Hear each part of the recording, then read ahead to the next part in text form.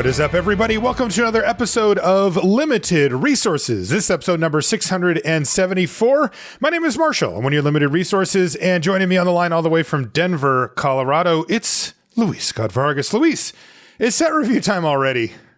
Yeah, it is. We get to review The Brothers' War, and well, we got a lot of stuff going on in this set. This set looks pretty cool. Yeah, you are my MTG bro. And we're going to review you today. So let's get into it. We got all the commons and uncommons in Brothers War is what we're going to be going over today so that you can, feel comfortable heading into the new set, whether it's on Arena or if you're doing real life drafts. We want you to be up to date and informed about the cards that are really good and even the ones that are traps or pitfalls that you should be avoiding. We're going to talk about all that today.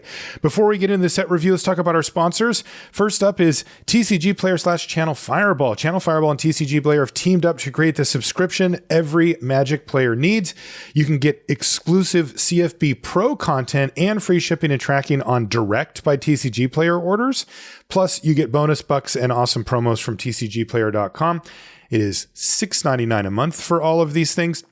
And I'll put a link in the show notes so that you can find it if you like. You just get a bunch of cool extra bonuses for only $7 a month or $6.99.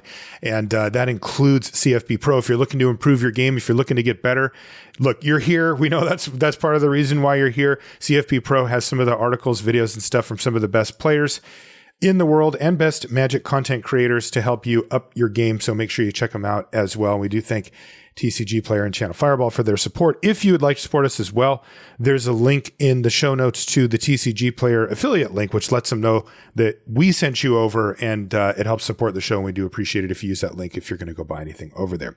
The show is also brought to you by FTX. That's the digital marketplace for all things digital and even expanding outside of digital things on some levels. If you're within the United States, it's ftx.us. And if you're outside, it's ftx.com. And look, they're ready. They're waiting for you. If you have needs in the digital space with regards to managing, buy, sell, trading your assets, that is the place to go. They're the safe, regulated place to take care of that business. Now, of course, we always like to remind you that that is a form of investment. So you always want to consult an investment professional before making an investment of any kind, because there will be risks involved, of course.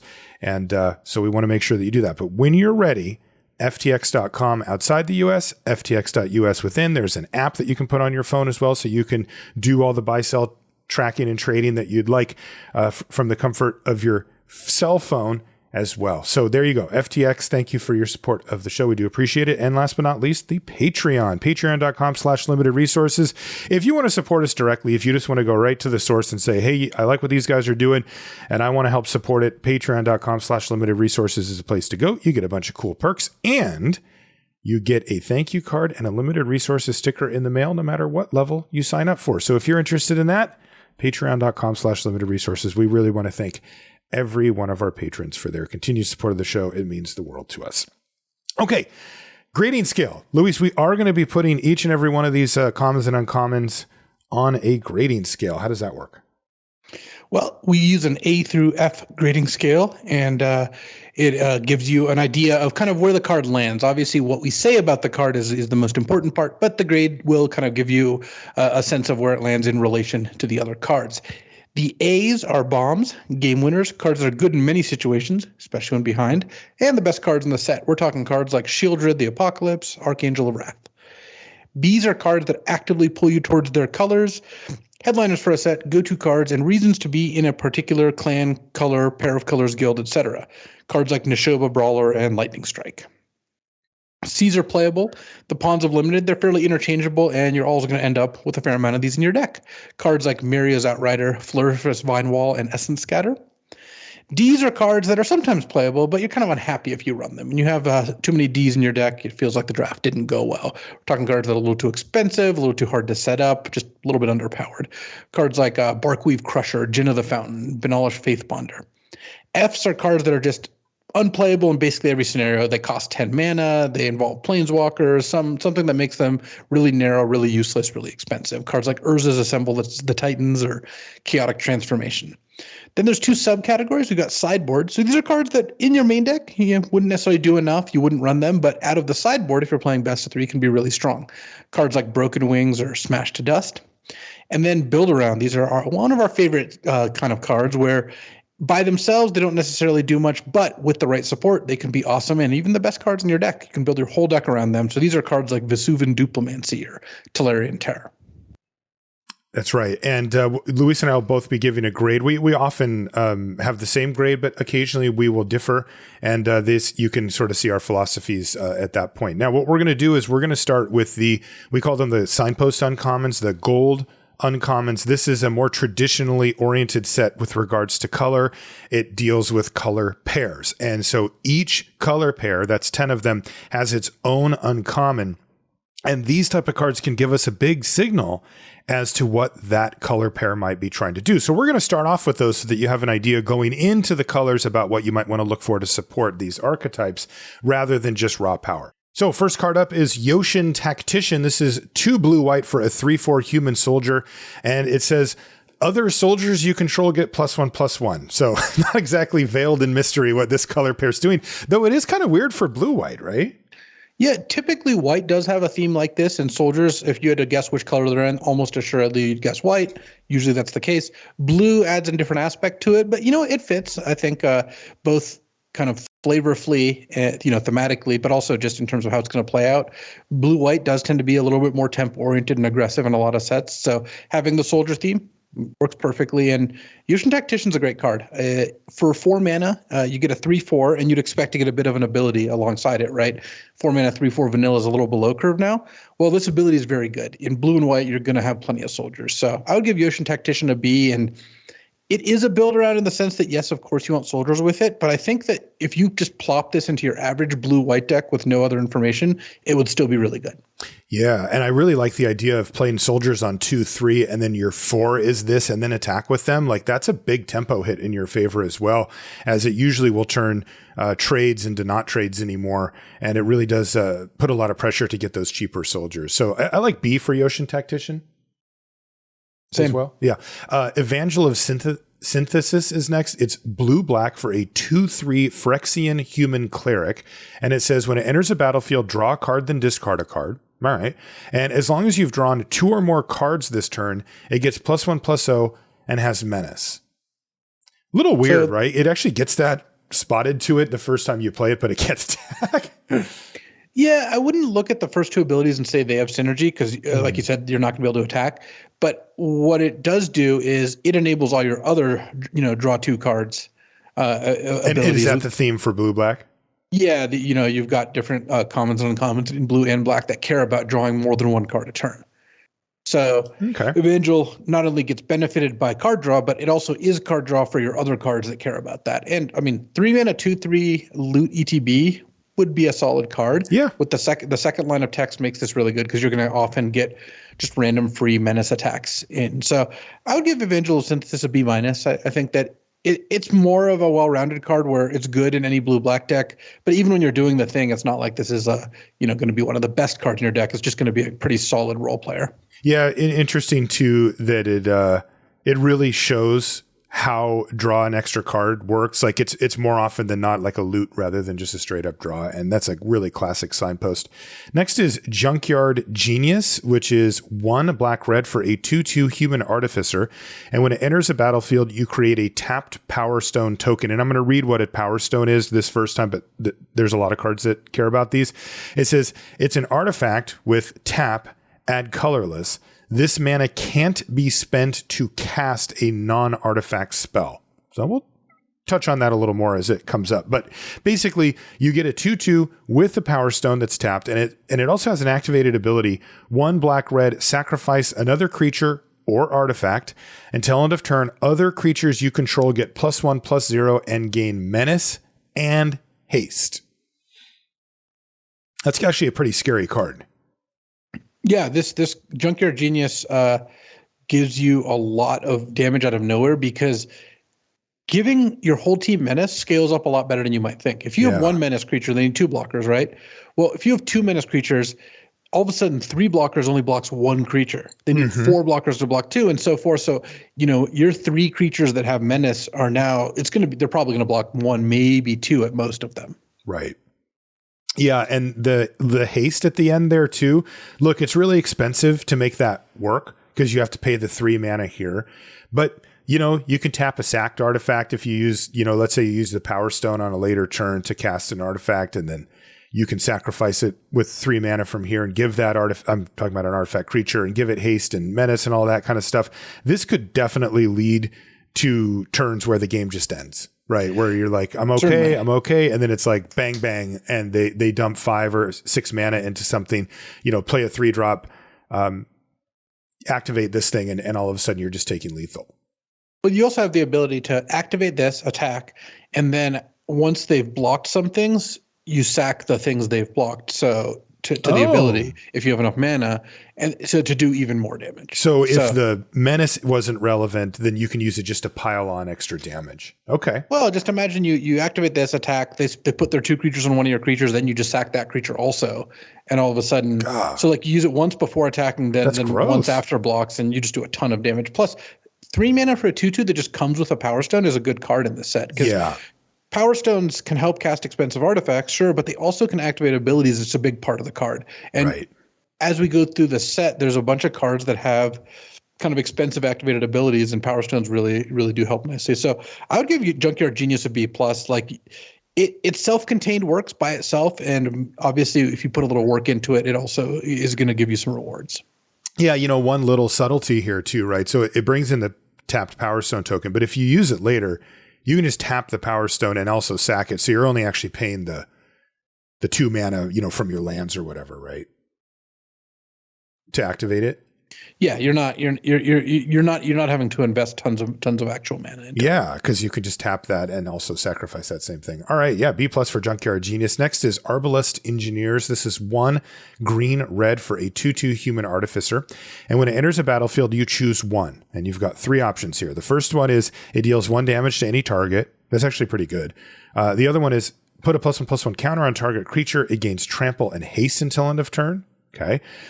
Or you can make a tapped Power Stone token. Dang, those are some good options. Yeah, any one of those options would be pretty interesting. Like, even look at the second option, right? Give a creature +1/+1 trample haste until end of turn. Well, a +1/+1 counter and trample haste. That makes this a 3 mana 3/3 trample haste. Right. And those have been really strong. Of course, you're going to put that card in your deck, but then also you could trade the counter and the trample and the haste for a ping or a Power Stone, depending on what's going on in the game. So happy with Arbalest Engineers. And again, because of how flexible it is, you don't have to do anything. You just need to put this card in your deck and it'll be good. I would give this a B. B for Arbalest Engineers. Yoshin Dissident is next. It's green-white for a 1/1 human artificer. And whenever an artifact enters the battlefield under your control, put a +1/+1 counter on target creature you control. So clearly the joke here is you make some Power Stones, or you just play artifact creatures, that sort of thing. The bunch of the artifacts in the set have unearth. So Yoshin Dissident gives you some like extra value when you're unearthing the artifact until end of turn. This one takes a little more work than the rest of them. Like this, if you cast this, then don't cast some artifacts afterwards is not going to be good, right? It's 2 mana 1. So it's a little bit trickier, but I still think this card's a B. It's just a lot of value. If you cast 2 artifacts after this, you've kind of already paid off for it. Would it be better if it was just an enchantment? Yeah, I think so. Because the 1/1 is too fragile. And you're often not really going to want to pump this. You're going to want to pump your flyer, your first striker, your lifelink, or whatever. Right. Also, making this into a 2/2 doesn't mean it's going to be brawling all of a sudden. So yes, this would be stronger as an enchantment. Okay.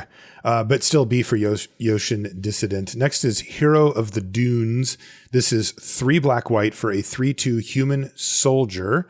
And when Hero of the Dunes enters the battlefield, return target artifact or creature card with mana value 3 or less from your graveyard to the battlefield.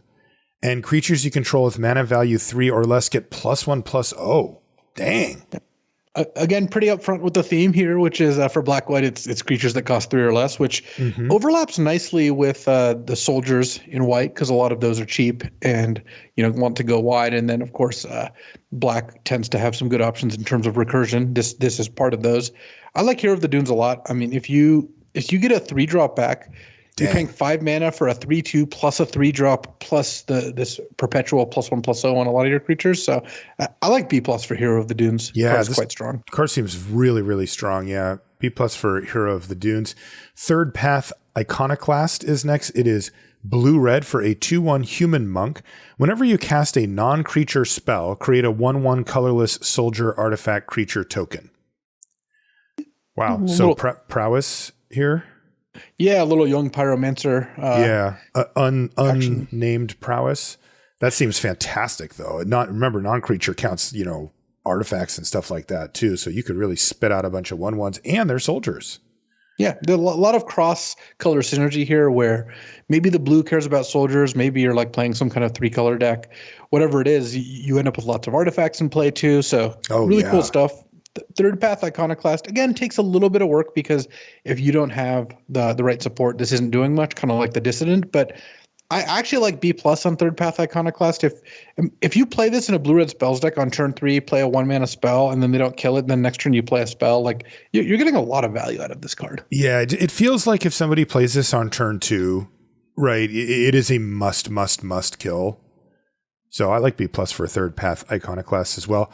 Skyfisher Spider is next. It's 2 black-green for a 3/3 reach spider. And it says when it enters the battlefield, you may sacrifice another creature. When you do, destroy target non-land permanent. And when this thing dies, you may gain 1 life for each creature card in your graveyard. If you do, exile Skyfisher Spider from your graveyard. Really nice card. It's a good way to use, cheap or kind of meant to be sacrificed creatures. 4 mana for a 3/3 reach is also just good stats to start with. Yeah. So getting to trade your worst creature for their best permanent is really good, and it just gains you 3 to 5 life or something when it dies. So I like B+, but I'm actually trending towards A- on the Skyfisher Spider. Like, there's 3 different parts of this card, and they're all good. Like, how do you lose? Yeah, it's a 4 mana 3/3 reach. It lets you turn your worst creature into a Doomblade, and then you also get to gain a bunch of life when it dies. Yeah, and it's even better. It destroys a non-land permanent. There's a bunch of artifacts in this set that you probably want to kill too, right? So, yeah, that's pretty nice. Yeah, I still like B+ for Skyfisher Spider. I have to see how it fits to give it the A-, but there's a lot to like there. Next is Philagi Vanguard, which is 2 red-white for a 2/3 human soldier with first strike, 2-powered first striker. Okay. And whenever it or another creature enters the battlefield under your control, target creature gets +2/+0 until end of turn. Perfect for aggressive red-white decks. You play this and give your 2/2 flyer +2/+a hit for 4, and then next turn you play a creature this targets itself and becomes a 4/3 first striker that your opponent's probably not going to be able to block very well. So I like B for Philagi Vanguard. It's going to be a really scary card when it comes out on curve. What am I supposed to take signpost-wise, right? Because we've had most of these have been almost too on the nose, right? Like the Spider's it cares about graveyard and sacrifice and that kind of stuff. What is this cares about first strike, or is it just pumping up small creatures? No, red white's just kind of like red white aggro. Okay, so nothing too specific. What grade did you say you liked for the Vanguard? I like B for the Vanguard. B. Good aggressive card. Last one is Battery Bearer. This is 2 green-blue for a 3/4 human artificer, and it says creatures you control have tap. Add colorless. This mana can't be spent to cast a non-artifact spell, so it turns your creatures into power stones. And it also says whenever you cast an artifact spell with mana value 6 or greater, draw a card. So this thing's looking to power out maybe some of the prototypes at their native value or something. Is that what's going on here? Yeah, I mean, first of all, the flavor text is great. It says she always leads the charge. She's the battery bearer. And it's just blue-green ramp. I mean, this is kind of a new twist on blue-green ramp, right? Giving you power stones and telling you to ramp out big artifacts, but it does fit very much into the blue-green ramp category of kind of decks, which it's funny, you look at some of these cards and Philagi Vanguard could fit into literally any set you could imagine, right? Yeah. It's a 2/3 first strike. It rewards you for going wide. This is what red-white does in 80% of the sets. Uh-huh. So whereas Battery Bearer is a very specific Brothers of War card, but it's also still going towards blue-green ramp, which is again typically the theme we get for this color pair. So I like Battery Bearer. You do need to have some combo of expensive artifacts to get the second line of text going, and probably more importantly, just good ways to use Power Stones, which obviously overlaps with that, or activated abilities. Like there's a common blue creature that you can pay 7 to draw 2 cards. Right. And, Battery Bear works really well with that card. So I like B- on Battery Bear. There's going to be some decks where it's going to be better than that, but I think it's by itself, it needs a little help. Yeah, this one is a little bit less powerful just on its own. Also, the fact that your creatures become these Power Stones that you then have to tap if you want to, put something big on the battlefield could leave the shields down a little bit. So yeah, I like B- for Battery Bear as well. Okay, so those were our signposts on commons. Good stuff. That gives us a good idea of where we're looking for each of the color pairs. But for now, we're going to go back to the regular colors, and we're going to start with blue because we did white last time. And our first card up is Weakstone's Subjugation, which is blue for an aura at common. And it says enchant artifact or creature. When Weakstone's Subjugation enters the battlefield, you may pay 3. If you do, tap Enchanted Permanent. Enchanted Permanent doesn't untap during its controller's untap step. This is nice. I mean, the sets where they've printed cards like this, these tend to be actually pretty good. They act as blue removal. In this case, for as little as 1 mana, if the creature happens to be tapped or is likely to be tapped. And, otherwise you can use it as kind of a hard removal spell for 4. This is actually one of the best versions of this card that we've seen. Yeah, very flexible. We typically get 3 to 4 mana, either blue 1 on 3 mana or, a blue and 3 on 4 mana to lock down a creature, sometimes with flash. But this is 1 mana if the creature's already tapped or if you don't need to tap it right away. Though generally, you're not going to want to pay the 1 mana version on untapped things because that lets them know that, their creature's never untapping and they'll play very differently, like leave it back to block. Mm-hmm. But you have the option of paying 3 if you need to.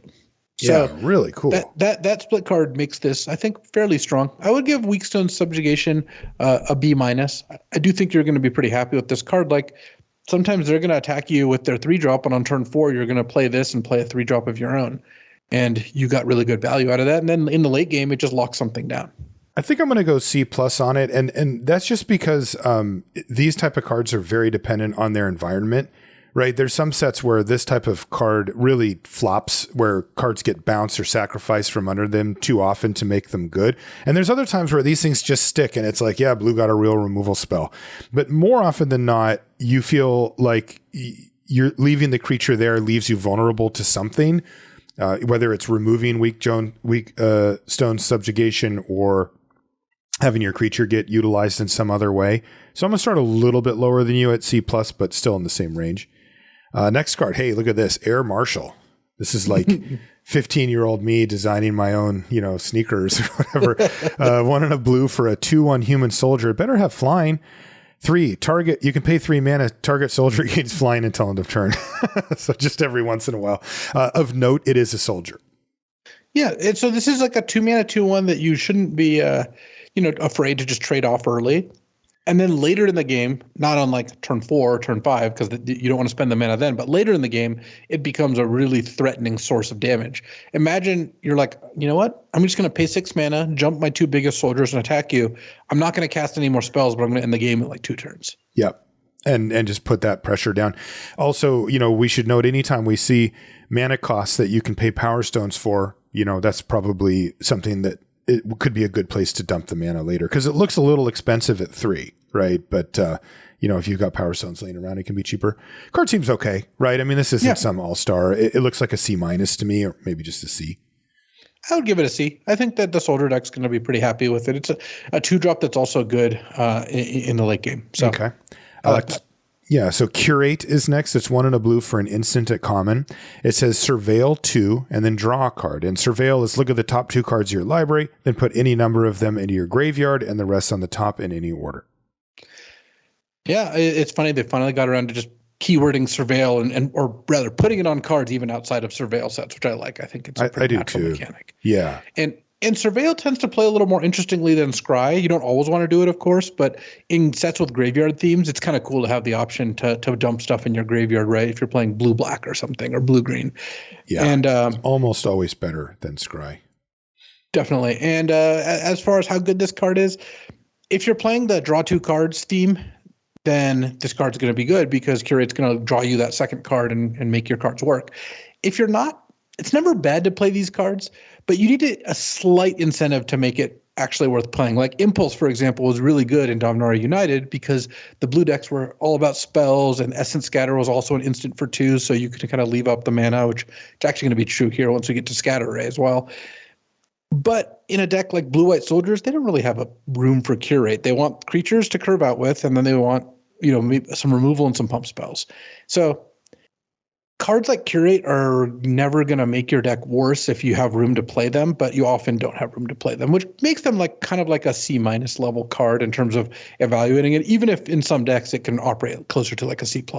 Yeah, I mean, they tend to be D pluses usually. Like they tend to be 24th cards where you're like, I kind of want to have this, but like it just doesn't fit. Yeah, but how often did you play Anticipate when it was in like multiple sets? Exactly. You just didn't play it very often. Yet when you read it in the set review, it's like, this card's fine. You can play it. I think that you really nailed it with what you said, though. You just need some tiny incentive or bump to play it. If your deck cares about graveyards, if your deck has the draw an extra card thing, then go ahead. You can play a Curate in your deck. If not, it's probably better to just have actual action there than the Curate. So D plus C minus is where these cards usually fall.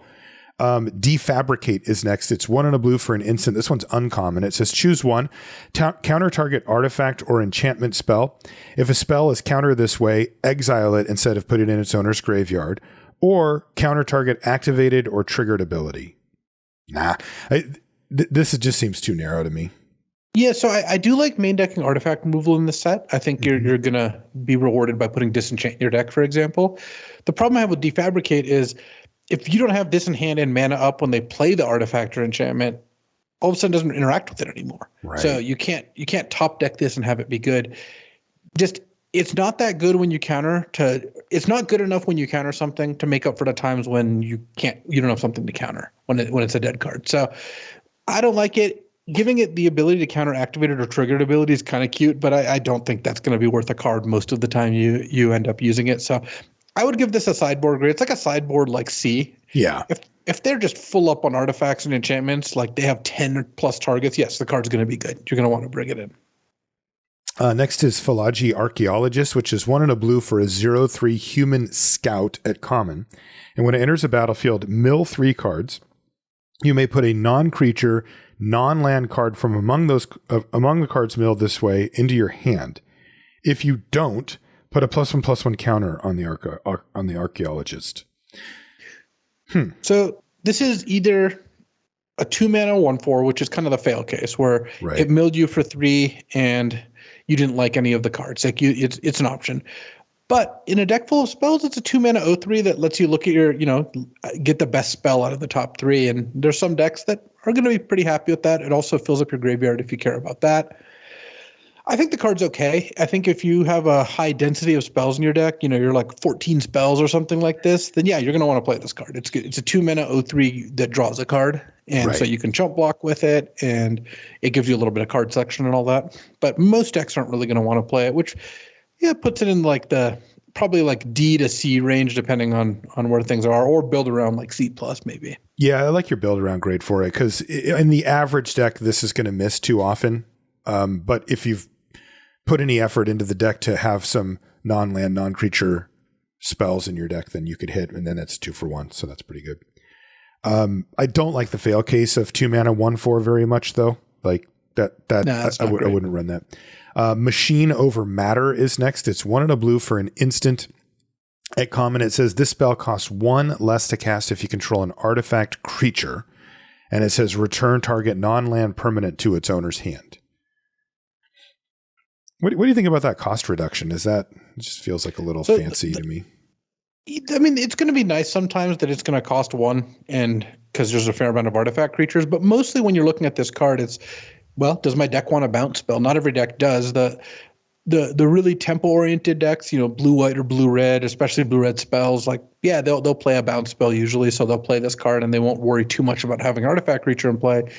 But sometimes you will, and it'll be a little bit of extra value. Also, it can bounce non-land permanents. It can kill a Power Stone if you really want, that sort of thing. Mm-hmm. But I think the card's a little narrow. I would give a Machine Over Matter a C-. Yeah. Sometimes you're going to play 1, you're rarely going to play 2, and I don't think you're going to have a hard time picking these up. Yeah. C- for machine over matter. Next is Scatter Ray. This is the one you mentioned a minute ago. It's 1 and a blue for an instant at common. It says counter target artifact or creature spell unless its controller pays 4. So I actually like Scatter Ray because I think 4 is enough where early to the mid game, it's just a straight up counter spell. No one's ever going to have 4 left. And even in the late game, 4 is enough that you can counter a 5-drop unless they have 9 lands, for example. Yeah. And because of prototype, the mechanic where you can either cast something for a cheaper cost and have it be smaller. Prototype cards in the late game, you start card casting them for 7, 8, 9 mana. This card still stays pretty live when your opponent's got a bunch of, 7-drops in their deck. One thing to note about Scatter Ray is your opponent can pay for it with Power Stones. Oh, right. So you got to watch out for that.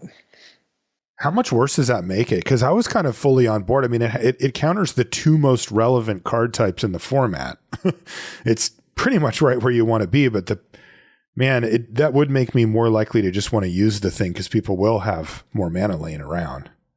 I still think Scatter Ray is good. I would give it a C. Okay. I think it's just going to be a solid playable, but against someone who makes a lot of Power Stones, you're playing against blue-green and they're just just Power Stones falling out of their deck over and over again, then yeah, you could probably pass on the Scatter Ray. But also ramp decks tend to be vulnerable to counters anyway, so maybe it's still good there, even with the Power Stone kind of interaction not going your way. Yeah, solid C for Scatter Ray. What about Thopter Mechanic? Great card. It's 1 and a blue for a 2/1 human artificer at uncommon. Whenever you draw your second card each turn, put a +1/+1 counter on this. So note this mechanic's also self-limiting to where it's literally just your second. It's not second or more. So this can get max 1 counter per turn. You can't go off with like a draw 3 and have it get 2 counters or 3 counters or anything. Right. But it also has the ability of when it dies, make a 1/1 flying artifact Thopter. So wow. It's a 2-mana 2/1 that dies to a 1/1 flyer. Already great. Already completely sold. And sometimes it'll grow bigger when you cast your curates or draw your cards through any other mechanism. So I like B- on Thopter Mechanic. It's just a really good value creature. Your opponent plays this on turn 2, you're going to be like, ugh. Yeah, I'd probably just give it a B. Yeah, sure. Zephyr Sentinel is next. It's 1 and a blue for a 2/1 flash flying human soldier at uncommon. And when it enters the battlefield, return up to 1 other target creature you control to its owner's hand. If it was a soldier, put a +1/+1 counter on Zephyr Sentinel. Dang, that thing's got a lot going on. It's a soldier itself, too. Yeah, 2/1 flash flyer for 2? This is a lot of different effects in one card. So it's, like you said, a 2-mana 2/1 flash flyer. Straight up, that's a great little aggressive soldier. It's a flying soldier, too, for things that care about soldiers. And then also it can save one of your creatures. Also, if that creature was a soldier, put a +1/+1 counter on it. So sometimes it's a 3/2 flyer. Now, the downside is this is a must, right? No, it's up to 1 other. So up to 1, so I could just do 0? Yeah, so this is just straight up a great card. What the? I'm looking for some downside here, but I'm not finding it. This card's just awesome. So I would give Zephyr Sentinel a B+. I think the flexibility where every mode is good and they're all different is great. So B+ for Zephyr Sentinel. Wow, nice card. It also combos with Scatter Ray, so that's really nice. What about Forging the Anchor? So this is 2 and a blue, it's a sorcery at uncommon.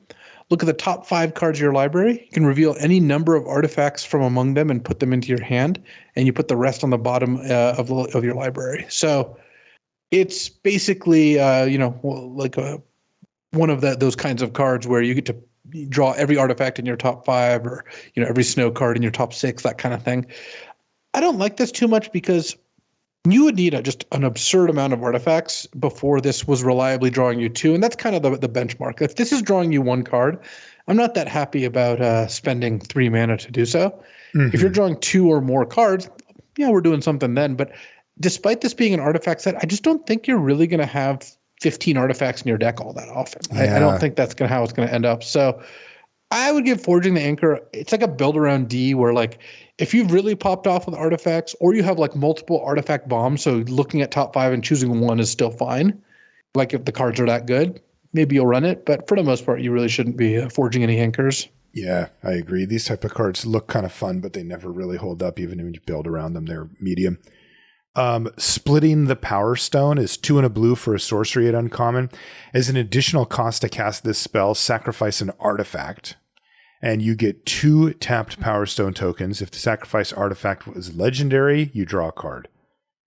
What? No. No, this card is just bad. Like really bad. It's some sort of constructed nonsense, but no. In general, it's going to be 3 mana, sack a Power Stone, make 2 Power Stones. That's just a terrible card. It's awful. So I'd just give splitting the Power Stone an F. I don't see a reason to ever run this card. Yeah, we're not going to be forging anchors or splitting Power Stones anytime. Let's see if we can learn a stern lesson from this. It's 2 and a blue for an instant at common. It says draw 2 cards. Luis, do I have your attention? Then discard a card. Sorry about that, whammy. And you get a tap Power Stone token. Well, that seems pretty good. Yeah, so basically, if you compare this to divination, it's an instant speed divination, but then you're forced to trade a card for a Power Stone. Mm-hmm. And in some decks, that's actually way better than divination because it's a ramp spell. You cast this on turn 3, you can cast a 5 mana artifact on turn 4. Right. So, like if you discard a land and get a Power Stone instead, it's on the battlefield, baby. Yeah, or you just whatever your worst card is. So I think Stern Lesson is not a card I would automatically play again. Like I don't see a Blue-White Soldiers deck being too excited about this, but in a Power Stone ramp style deck, a deck that cares about artifacts, a deck that has, well, the next card we're going to talk about, Third Path Savant, like those are the kind of decks that Stern Lesson I think is going to be quite good in. So I would still give it a C, but just be on the lookout. It can be quite good. Yeah, I like C for Stern Lesson as well. Third Path Savant is 2 and a blue for a 2/3 human wizard at common, and it has the activated ability 7 mana, draw 2 cards. Yeah, so in a normal set, I would say this card is okay and probably plays a little worse than it looks because, as we've found, they don't really print that many sets in Limited anymore where you actually have nothing to do on turn 7. Right. Like there's always something. But thanks to Power Stones, I think that gives this a bit of a bump. Like I'm going to always try starting this card and then see kind of where it lands. Because a 3 mana 2/3 is fine early. Not great, but fine. And then having something to do with your mana late, especially if you have 2 Power Stones in play or something, sounds pretty good. You don't have to activate a free draw 2 very often before you end up winning the game. Right. You know, you're trying to, I mean, you can imagine a scenario where you do have a few cards in hand, but if you have a stable board and the mana to pay this, you just say go. And if your opponent can't do anything that forces you to react to them or to change your game plan, and you end step pop off 2 cards, like that adds up really, really fast. Like that kind of advantage, you really only need to activate it once or twice in a game before you'll probably have generated enough advantage that you won't want to spend the mana on this anymore, and you're just going to be spending the mana winning the game. That said, it is very expensive, and there's often times in Limited people think that they'll get to these board states where things are stable like that, and it usually just isn't the case. Usually every turn you don't do something, your opponent takes control of the board by virtue of the fact that you spent 7 mana to draw 2 cards when they spent 5 or 6 to put something on the battlefield. So I would assume that this is rarely activated, but you know, Power Stones could change that for sure. I would start off at just C for a Third Path Savant. Like I'm not super high on it, but I definitely want to give it a shot. Yeah, I would give it a C. You're rarely going to want 2 of these in your deck, I would suspect. Yeah. But the one might make a big difference. So C for Third Path Savant and one to keep an eye on. This one could rise in value. Here's a legendary creature. It's Urza, Power Stone Prodigy. Maybe you've heard of him. 2 and a blue for a 1/3 legendary human artificer. It's uncommon. Strangely has vigilance. And you can pay 1 and tap it to draw a card and discard a card. So this is getting really nice really fast. And whenever you discard 1 or more artifact cards, you get a tap Power Stone and the ability only triggers once per turn. That's insane. That is insane. Yeah, I mean, Urza is great because first of all, any deck is going to be interested in a 3 mana 1/3 that can loot at such a low cost because that's just good value. But the fact is, when you get Power Stones for free, I mean, you have to discard artifacts, so it's not free because you would obviously rather discard lands in a lot of these cases. But when you discard artifacts and get free Power Stones, it just powers up the rest of your deck so nicely. So if you draft Urza, you do want to try to draft a Power Stone deck. Like he gives you a lot of incentive to do so. But I don't think I'd ever cut this card out of my deck. Like you would just play this card basically in any deck. So that looks like a B+ to me. Yeah, B+. They threw in Vigilance just for funsies too. Urza's Rebuff is next. It's 1 blue for an instant at common. You get to choose 1 counter target spell or tap up to 2 target creatures. So nice. I like what they're doing here because giving a counterspell additional utility, like when a counterspell isn't good, is cute. But the problem I have with this card is both modes are kind of good in the same phase of the game. So when you're late game and you have this card in your hand, well, a counterspell is pretty good there. Like if maybe this is influenced from Marvel Snap, because they have like a cycle of cards, like a 6-drop that you only draw it on turn 6. So you get to put a 6-drop in your deck and know it won't clog your hand early, and you draw it exactly on turn 6, right? How often would you cut one blue instant counter target spell? You can only draw this starting on turn 7. Oh, I would love that card. You'd always play that card, right, in your blue decks? Think so. I mean, if you're behind, it's not what you want, so maybe not. But yeah, but like counterspell in the late game is like, is there a better feeling than having a negate in your hand? It's turn 10 of a sealed deck. You're just like, this is pretty good. So right. Urza's rebuff is kind of like, okay, well, in the late game, this is going to be good. But also tap 2 creatures isn't really that good until the late game either. Like you're not casting tap 2 creatures on turn 3, 4, or 5, right? That's true. Like, what's the earliest you'll feel good about casting tap 2 creatures? It doesn't even keep them from untapping. It's straight up just one turn tap 2 creatures. Turn 7? Yeah. Maybe later. I mean, you basically have to win the game the next turn to be happy about it. Right. So I look at Urza's rebuff and I think, well, that's also a situation where having a counterspell in my hand is probably pretty good. So it doesn't really solve that problem exactly. Because the subtext here is that if you're tapping 2 creatures defensively, you're losing. Right. Yes. That's something that Luis and I are kind of assuming that, is understood. Yeah.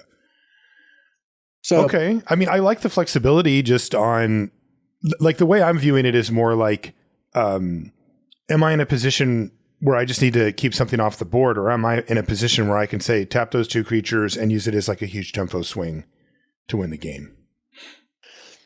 Basically, like in a race. The way I view this card is if you're pretty close to playing cancel 1 blue counter spell, then this card maybe gets you over the line because you're like, all right, well, this has extra flexibility. It is good to have extra flexibility. It makes the card more powerful. Right. It still looks like kind of like a D to me. Okay. Like I could see it going up, but I don't know. If I'm going to play a counter spell, I'm going to be much more likely to play Scatter Ray. Like that's the counter that I'm a little more interested in putting in my deck, and you don't generally want 4 or 5 counters in your deck. Yeah, and the tap up to 2 target creatures is a nice benefit, but it doesn't like push it into some new category for it's mainly still counter target spell, which is D+ or something like that. Wing Commando is next. It's 2 and a blue for a 2/2 flying human soldier at common, and it has prowess. I love this card. I mean, it's really nothing to complain about. Jeskai Wind Scout was great back in Cons of Tarkir, and this is a 2/2 instead of a 2/1. Man, so at common, and it's a relevant creature type with soldier. Yeah. Damn. Yeah.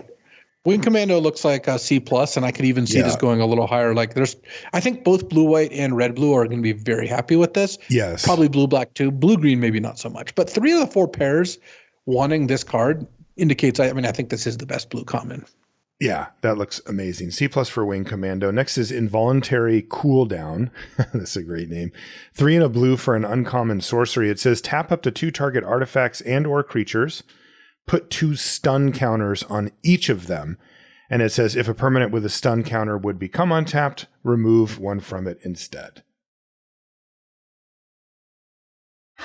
So it proactively taps them on your turn and then keeps them untap for the next turn cycle, then back to you, and then back to them. They still stay tapped, and then back to you. So it actually takes 2 things out of commission for like kind of a really long time.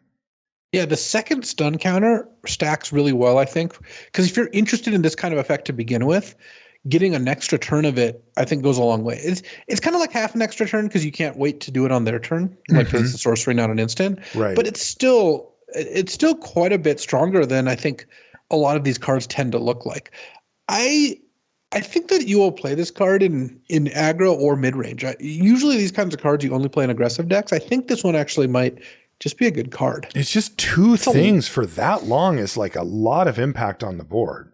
Yeah, it's a lot of time. So if you're attacking, this card's obviously much, much, much better than if you're not attacking. So you do want creatures in your deck. Like the 7 creature control deck, if such a thing is draftable, really is not going to want involuntary cooldown. But I think that almost everything else. Well, I mean, imagine you're playing against your blue-white soldiers opponent and they just cast this card on turn 6 and like attack you for 5. I mean, yeah, you're done. It's going to be hard to win. So I would give Involuntary cooldown a C plus. And I would too. I'm keeping my eye on this. Usually this kind of effect's a little narrow, but I think this one's strong. I mean, it's uncommon for a reason, right? Yeah. Oh, and also, we mentioned if you're tapping down things defensively, you're not going to win that game. Again, not where you want to be, but this actually buys you a couple of draw steps that you could actually find something to help stabilize you. So again, you don't put it in your deck defensively. Like if you're playing a control deck, a really easy way to look at it is this buys you 3 attacks if you're attacking, but only saves you for 2 turns if you're blocking. Yeah, there you go. Next is Latnam Adept, which is 3 and a blue for a 3/3 human wizard at common. Whenever you draw your second card each turn, put a +1/+1 counter on it. Okay. Not a big fan because, yes, sometimes this will get a counter, maybe 2, but it's still kind of slow. It still isn't going to like pop off. The ability just can't. At most, it's getting a 1 counter a turn unless you're like also drawing 2 on their turn, but that seems really hard to do. Yeah.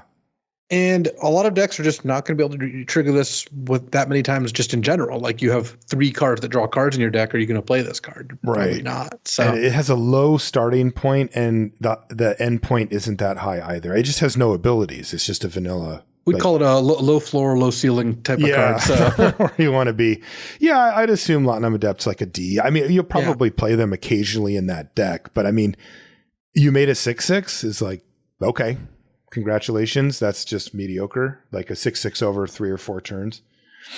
Mightstone's animation is 3 and a blue for an enchantment aura at common. It enchants an artifact. And when it enters the battlefield, you draw a card. All right. So you get a little payoff there if you find the window. And it says enchanted artifact is a creature with base power and toughness 4/4 in addition to its other types. I think this card's quite good. It's a build around. I mean, this is straight up going in the build around category, but if you have enough ways to make Power Stones, then this is a 4 mana, 4/4 haste draw card. Yeah. Yeah. That's a good card. That is really good. You're taking on risk, right? You're spending 4 mana at sorcery speed to target some artifact. But if it's a non-creature artifact, there's not that much that they can do about it, right? Yeah, I mean, the machine over matter to bounce in response is obviously kind of devastating, but you can play around that, yeah. For the most part, this is going to be really good if you can land it, and also you can play this on your like 1/1 artifact creature. Yes. Like it doesn't have to be on a Power Stone. No. So I think that Mightstone's animation is a build around, but it's like a build around like B-. Like it is good in the decks that can enable it. And you mentioned that, ideally you're kind of make it into a quote haste creature, but there's also the scenario, right, where it's like turn 3 and you have a Power Stone, right? Yeah. And your opponent taps out and you just go, screw it. Mightstone's animation, my Power Stone, get my card. I've got to tap 4/4, but next turn I'm slamming. Yeah, I mean, and, there are some curves which can end up getting you there, but even something like turn 3 Stern Lesson, untap player 4th land, Mightstone's animation up the Power Stone, attack for 4. That sounds like that's a beating. Sounds like it's not that hard to get that going. So yeah, I like build around B for Mightstone's animation. Yeah. That's just a lot, especially if you have easy ways to get Power Stones. Next is Retrieval Agent. That's 3 and a blue for a 2/5 human soldier at common. And you can pay 2 mana to have it get +1/-1 until end of turn. And it's a 2/5. So there's a lot of wiggle room there with getting its power up there. So setting aside the mana cost, so this is a 2/5 or it's a 3/4, or it's a 4/3 and so on. So it has 7 worth of stats and it starts the way you want it given where the ability goes. It can only go one direction. Mm-hmm. That's a good amount of flexibility. 7's a decent amount of stats. Like a 4 mana 2/5 or a 4 mana 3/4 vanilla aren't good, but the fact that this can be anything from a 6/1 to a 2/5, and also if you like pump it, you could even activate it a bunch of times. Though obviously the mana does start adding up then. Right. And then as you would not be surprised to find out that Power Stones can help kind of shoulder some of the burden here. So this looks like a straight up C to me. I think Retrieval Agent's going to be decent. It's not going to be great, but it's going to be a card you put in your deck a decent amount of the time. Okay, I was going to give it a D+, just because the starting point is so mediocre. But I mean, you can attack this into their 3/3. They can't really block. And sometimes in the late game, you attack and they have to put something in front of it because it can hit for a bunch. It defends pretty well. And I don't know. Block well. Yeah, I think it's going to kind of begrudgingly make the cut, and it's a soldier. Early begrudgingly playable. All right, we'll see. Next is Take Flight. It's 3 and a blue for an enchantment aura. This one's uncommon, and it enchants a creature. And the creature gets +1/+0 and has flying. And whenever this creature attacks, draw a card. You just get a card. Yeah, this aura is great. Wow. If they don't stop this, then you're going to win the game very quickly. Right. In fact, in almost annoying way, because you'll win by damage before you get to even take advantage of all the extra cards you got. I mean, maybe sometimes you'll put this on a 1/1 token because they have no flyers. You attack, you draw a card. On their turn, they like play another big green creature. And then on your turn, you attack, draw a card. And then at that point, you're probably just going to win off of just having multiple extra cards. Man, I got to say, I have a very high bar for 4 mana sorcery speed auras that target your already on the board permanents, right? Like I'm very hesitant to put those in my deck just because the blowout potential is so high. But when they make the cards powerful enough, I'm in. And we have 2 of them here with Mightstone's Animation and Take Flight already clearing that bar. Yeah. I mean, I would play Take Flight for sure. Well, I think Take Flight's like a B. Like if they don't answer it, the game gets out of control really quickly. So yeah, the key here with both of these is to find the window where you can resolve it and get your card back. That's the key. In this case, it's resolve it and get 1 attack in. And then if they kill your creature, you go, okay, fine. I lost a little bit of tempo, but I'm good on cards. Same thing with Mightstone's Animation. You stick this thing on an artifact and you get your card back out of it. And then if they kill it, you can live with it and still play a game of Magic. Where if they bounce or kill the thing out from underneath it, you probably just lost the game. Like if you're forced to just tap out for Take Flight and they're just like, kill your thing, I mean, you're probably done. So really try to prioritize that when you play these. But if you're careful, I mean, Take Flight can absolutely just run away with the game. If you get to attack twice with the thing, like I don't see how you're losing. Certainly. So yeah, I like B. Yeah, I like B for Take Flight. What about Desynchronize? So it's 4 and a blue. It's an instant at common. Put target non-land permanent's owner, puts it on the top or bottom of their library. Scry 2. Wow, that's a clunky way to start a sentence. Target non-land permanent's owner. Yeah. The owner of target non-land. Magic templating and me do not get along that well. I'm philosophically opposed to a lot of how it works. Wait till the rare review when you talk about Hurkle. I'm gonna get straight up on the soapbox. All right. I'll dust off the soapbox for you for next week. So this is 5 mana. It's an instant. They get the choice because it's their permanent. Do they put it on the top or do they put it on the bottom? And then you get to Scry 2. So Scry 2 is a lot. Scry 2 is a lot. This is 1 for 1 because they're skipping a draw step if they put it on top, and if they put it on bottom, of course, it's just gone. So it's removal, but 5 mana removal, as we found, is okay. It's not great. I think this is good enough with the Scry 2 and the instant speedness of it. It doesn't permanently answer something. There's some creatures that are just going to redraw it next turn and still play their 5/5, but a lot of the cases, it's going to do what you want it to do. So I think the first Desynchronize is pretty good. I think they don't really get better in multiples because of how expensive it is. I would give Desynchronize a C. I would start it at C. It's just a fine card. I think you'll see it play. Yeah. Flow of Knowledge is next. It's 4 and a blue for an instant at uncommon. It says draw a card for each island you control, then discard 2 cards. Yeah. So the way to look at these cards is a cycle of uncommons where you get something for each land of that type you have in play. How many islands do you need before you're happy with this card? Well, 4, certainly at 3, it's bad. Draw 3, discard 2 for 5 mana is terrible. Right. At 4, you'd play it at 4, right? Yeah. Draw 4, discard 2. But this is the problem with these cards is they kind of have to balance them for constructed where you can just choose to play a monocolor deck. Right. And in limited, you just aren't going to have that option. So I would give Flow of Knowledge an F. I don't think you're going to end up with a deck that can realistically play this card. No. You'd have to have a weird scenario where you wanted the cards in the yard really bad or something like that. Keeper of the Cadence is next. It's 4 and a blue for a human wizard. It's uncommon. It's a 2/5. So 5 mana, 2/5. And you can pay 3 mana to put target artifact, instant, or sorcery card from a graveyard on the bottom of its owner's library. What? I'm hoping that this ends games where you're just infinitely recurring your cool stuff, but it doesn't really do much until kind of the end of the game. It is a 5 mana 2/5, so I guess it kind of blocks, but I think Keeper of the Cadence is like a D to an F where it's not really going to come up except maybe in some like weirdly specific matchup. Yeah. Like you said, it's aspirational. Exactly. Yeah. But it's just an F at straight value. There's also, and the last card is Koilos Rock, which is 4 and a blue for a 3/3 flying bird at common with flash. And when it enters a battlefield, you get a tap Power Stone token. Nice.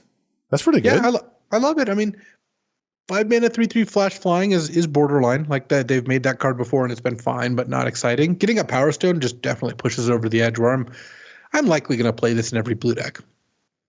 Definitely. This looks like a bread and butter common. I would give it a C+. Yeah, I like C+.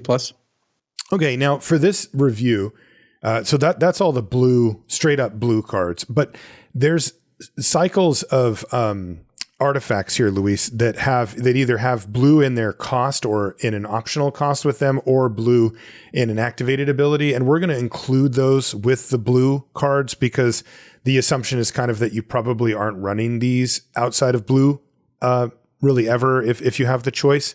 So we're going to include these as part of the blue here as well. So that's going to give us Combat Courier, which is 1 mana for a 1/1 artifact creature construct at common. And you can pay 2 mana and sacrifice it to draw a card. And it has Unearth for blue. Love this card. This card is awesome. I just love trinkety little 1/1s for 1 with like cool abilities. And so what you get with this card overall is you get 2 cards, right? You get to sack it to draw a card, then you get to unearth and sack it to draw another card, or you can trade it for like a 2/1 or something. Can cast this off of a Power Stone. And you can activate it off of a Power Stone. It also works with the draw 2 abilities if you're in like blue-black or something along those lines. I think overall Combat Courier is going to be good enough. Like imagine you're playing the blue-green ramp deck that makes a bunch of Power Stones and you're like, all right, block your 3/3 with my Combat Courier, sack it to draw a card. Then some other turn, I'm going to unearth it, tap 2 Power Stones and draw a card. Like this, it's just enough value. You know why you like this? It's just a walking divination. That's all it is. It is a walking divination, and I do like that. But even more than that, one of the class of cards which does consistently do a little more than you think it is cards that are this cheap. Absolutely. Cards that are this cheap just have so much more wiggle room, you know? So I would give Combat Courier a C. I'm not saying this card's blowing the lid off of anything, but I think the card is quite playable. I agree, actually. And, this is the type of card that if you surveil it or loot it away, like you can get a card back out of it, right? Really nice. C for Combat Courier. Might be a C+, you know? This card could actually be it's actually super up to B- at this point. By the time we're done, we're going to be into the A territory. It really does seem like it fits so many archetypes. Spotter Thopter is next. This is our first card with prototype. So I'll read that when we get into it here. So Spotter Thopter is 8 mana. And it is a 4/5 flyer. And when it enters a battlefield, you scry X, where X is equal to its power. So in this case, it's an 8 mana 4/5 flying scry 4. But it has prototype, and prototype says you may cast this spell with different mana cost, color, and size. It keeps all its abilities and types. So basically, it's just giving you an alternate casting cost. In this case, it's 3 and a blue, but you're only getting a 2/3 out of the deal. But it still has flying, and it still scries equal to its power. So in this case, 4 mana 2/3 flying scry 2, which is also great. Isn't prototype just reverse kicker? Yes, it is. You can pay less mana if you'd like, but you keep all the other attributes. And then it gave them a way to change some of those attributes, like the power and toughness. I was going to say that on Twitter, but I heard that some of the people making the cards get mad if you could say everything's just kicker. Oh, I see. Okay, well, then they should stop making everything that's just kicker. It's not really their fault. Everything is just kicker. Isn't. That's just how it works. Yeah. In any case, Spotter Thopter's decent. 4 mana for a 2/3 flying scry 2. I'd probably play that card more often than not. It's also an artifact, which is a bonus in this set because of Power Stones. And then if you're sitting around with nothing better to do and you just have 8 mana to plop this thing down as a 4/5 flyer that also scries 4, yeah, I'm into that too. So I like C for Spotter Thopter. I would go B. B. Yeah. Wow. Yeah, I mean, I think that 4 mana 2/3 flyer scry 2 is really good. Like scry 2 at that point of the game's really strong. And then Power Stones just mean that you are going to cast this more often than you would in the other set. You're playing blue green and you just have 2 Power Stones in play and you cast this. Sure, yeah, right. Okay. I like B on Spotter Thopter. And scry 4 when you have that much mana available is insane. I mean, scry 4 basically is demonic tutor at that point. Right. It's just like what do you want? Yeah. So B for Spotter Thopter. Next is Depth Charge Colossus, which is 9 mana for a 9/9 that doesn't untap during your untap step, but you can pay 3 mana to untap it. This is a common, by the way. And you can prototype it for 4 blue, and it's a 6/6 in that mode instead. So it doesn't ETB tap. So you know, either way you cast it, you get a huge blocker. It's just if you want to start slamming with it, and being able to block with it, you have to pay. It does get interesting though with this 3 to untap it, because there's a threat of activation there, right? Where like you're like attack with my, let's say you played as a 6/6, and then it doesn't untap. It won't untap naturally, but like you can just give it vigilance basically. Yeah. When I look at prototype, I'm like, oh, cool. This is a way to more cheaply cast my expensive cards, giving me some flexibility. Going from 9 to 6 isn't exactly what I would think of as that. I think this card's pretty medium. Like, yeah, it's going to be a 6 mana 6/6 or a 9 mana 9/9, and they're both just fine. Having to pay 3 is probably overall better if you're at the point of the game where you played the 9/9 version, because right. Like you said, they can't attack into it. But when you play the 6 mana version on turn 6, like you don't really want to be spending 3 to untap your 6/6. That's just not a great deal. So I would give Depth Charge Colossus a D. If you want this card, I'm sure you can acquire one. Yeah, this feels very replaceable. Next is Hulking Metamorph. This is another 9 mana prototype card. It's an artifact creature shapeshifter. This one's uncommon, and it is a 7/7. And it says you may have Hulking Metamorph enter the battlefield as a copy of an artifact or creature you control, except it's an artifact creature in addition to its other types, and it has power and toughness equal to Hulking Metamorph's power and toughness. So you can copy anything, but it's a 7/7 that thing. And it has prototype for 2 blue, and it's a 3/3 version of that thing instead. So like this is like if you have a 1/1 lifelinker, you can say I'll have it copy that, and now my Hulking Metamorph is a 7/7 artifact creature with lifelink. Yeah, you can, or any activated abilities or whatever. Copy ETBs and stuff like that. It is unfortunate. It's only things you control. Like it would be pretty busted. Like when you can clone their stuff, it's obviously very good. But right. I like this card. A 4 mana 3/3 version is good. Like I would again put that card in my deck, and then sometimes you're just going to pay the full 9 and end up with just this massive clone. Yeah, it is interesting because the 3/3 version's actually on average probably a bit worse, right, than just copying the thing. Like you would rather have 2 blue, make a copy of target creature than in general, it be a 3/3. So yes, in general, the thing you copy is probably going to be bigger than a 3/3, and that's why you would want that version. Right. But it's actually kind of interesting what it does, where now something like lifelink or flying is a little bit more enticing, maybe when it was on like a 1/1 or whatever. Right, but on the 9 side of things, it's likely that that'll be bigger than anything you were going to copy. So you're actually kind of happy with it. Whatever. This card looks sweet. I mean, this is good. A type of card that I definitely want to have in my deck. I would give it a B. Like Hulking Metamorph looks super strong. I like B for Hulking Metamorph. Okay, let's move on to black. That was the last of our blue cards. And our first black card is Ashnod's Intervention, which is black for an instant at common. It says, until end of turn, target creature gets +2/+0 and gains. When this creature dies or is put into exile from the battlefield, return it to its owner's hand. So it's comboing with Unearth is the reason for the exile. That's the exile thing? Okay, fine. But come on, exile's supposed to exile. Like, come on. But also, returning to hand is also so much worse than returning to play. Yeah. So I would give Ashnod's Intervention a D. I just don't think this is going to be that great of a trick. Yeah, I mean, like if you just slam your creature in and they block and you Ashnod's Intervention, it is good for you, right? Like it trades with their guy and you get the card back, but I'm just not such a huge fan. Disfigure's back. This is black for an instant at common. Target creature gets -2/-2 until end of turn. This card historically has performed very, very well.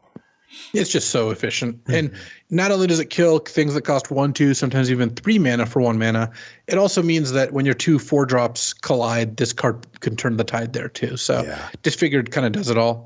It's a B. Disfigured is just really efficient. Yeah, it's great at killing small things and can often get the job done with bigger stuff too. Dreams of Steel and Oil. This is black for a sorcery at uncommon. Target opponent reveals their hand. You choose an artifact or creature card from it.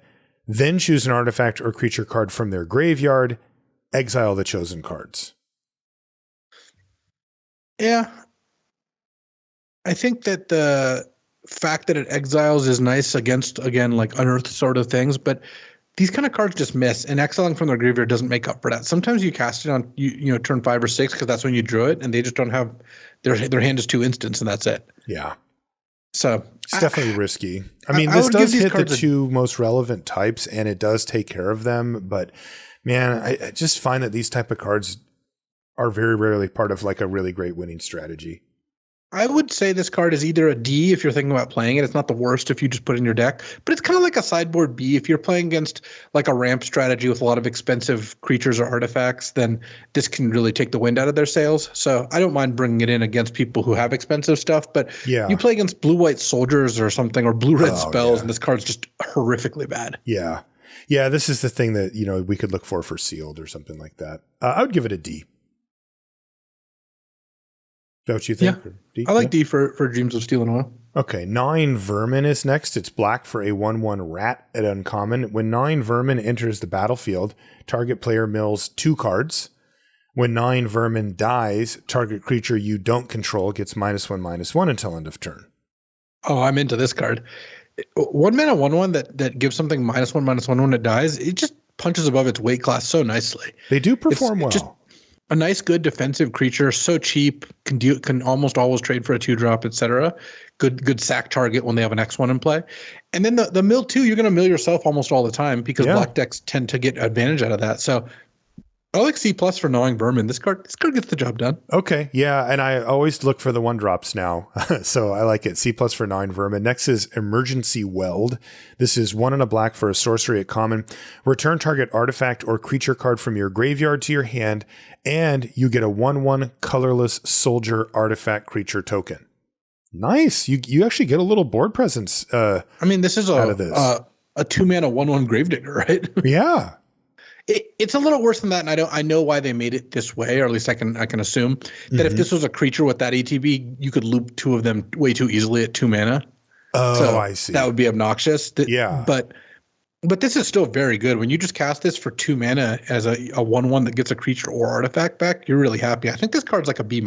It does actually seem like that. Plus, the creature really hits a lot of things. It's a soldier. It's an artifact. Exactly. Like, how often are you cutting Emergency Welds from your deck? I don't think you're very likely to. It's just a very good value card. Yeah. B- for Emergency Weld. Yeah, I like it. Yeah. Gixian Infiltrator is next. It's 1 and a black for a 2/1 Phyrexian human at common. And whenever you sacrifice another permanent, there's another little earmark there, put a +1/+1 counter on Gixian Infiltrator. Is there a free sacrifice outlet?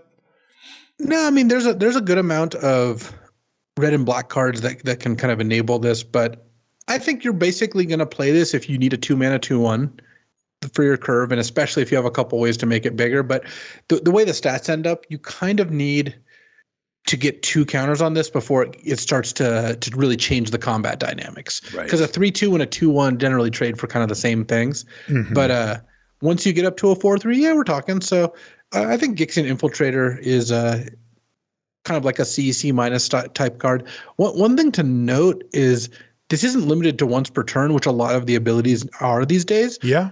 I don't think it would be completely crazy for this to show up in some sort of cat oven deck if we're talking about 60 card formats. I don't know. Yeah. An unbounded +1/+1 counter thing is not bad. No, and it's any permanent. So, Power Stones and whatnot also trigger it. Yeah. I would give it a C- for Gixian Infiltrator. I mean, it's not that powerful even if you do get to pop off with it, but it does seem easy to get going. Go for the Throat. Reprints abound. It's 1 and a black for an instant uncommon. It says destroy target. Now, this is interesting. Non-artifact creature. Typically, you kind of almost ignore. It's just destroy a creature and you don't really care. But there's actually a lot of, creatures that you want to destroy that are artifacts in this set. Those prototype cards particularly stand out. But even then, I mean, you're not playing Go for the Throat. Yeah, I mean the joke is always that this shows up in the artifact sets, and then it's always great. And like it's just amazing, fantastic card. So go for the throw. It's like it's like a B plus. B plus. I mean, yeah, it's just really efficient removal. Power Stone Fracture is next. It's 1 and a black for a sorcery at common. As an additional cost to cast this spell, sacrifice an artifact or creature. Okay. Destroy target creature or planeswalker.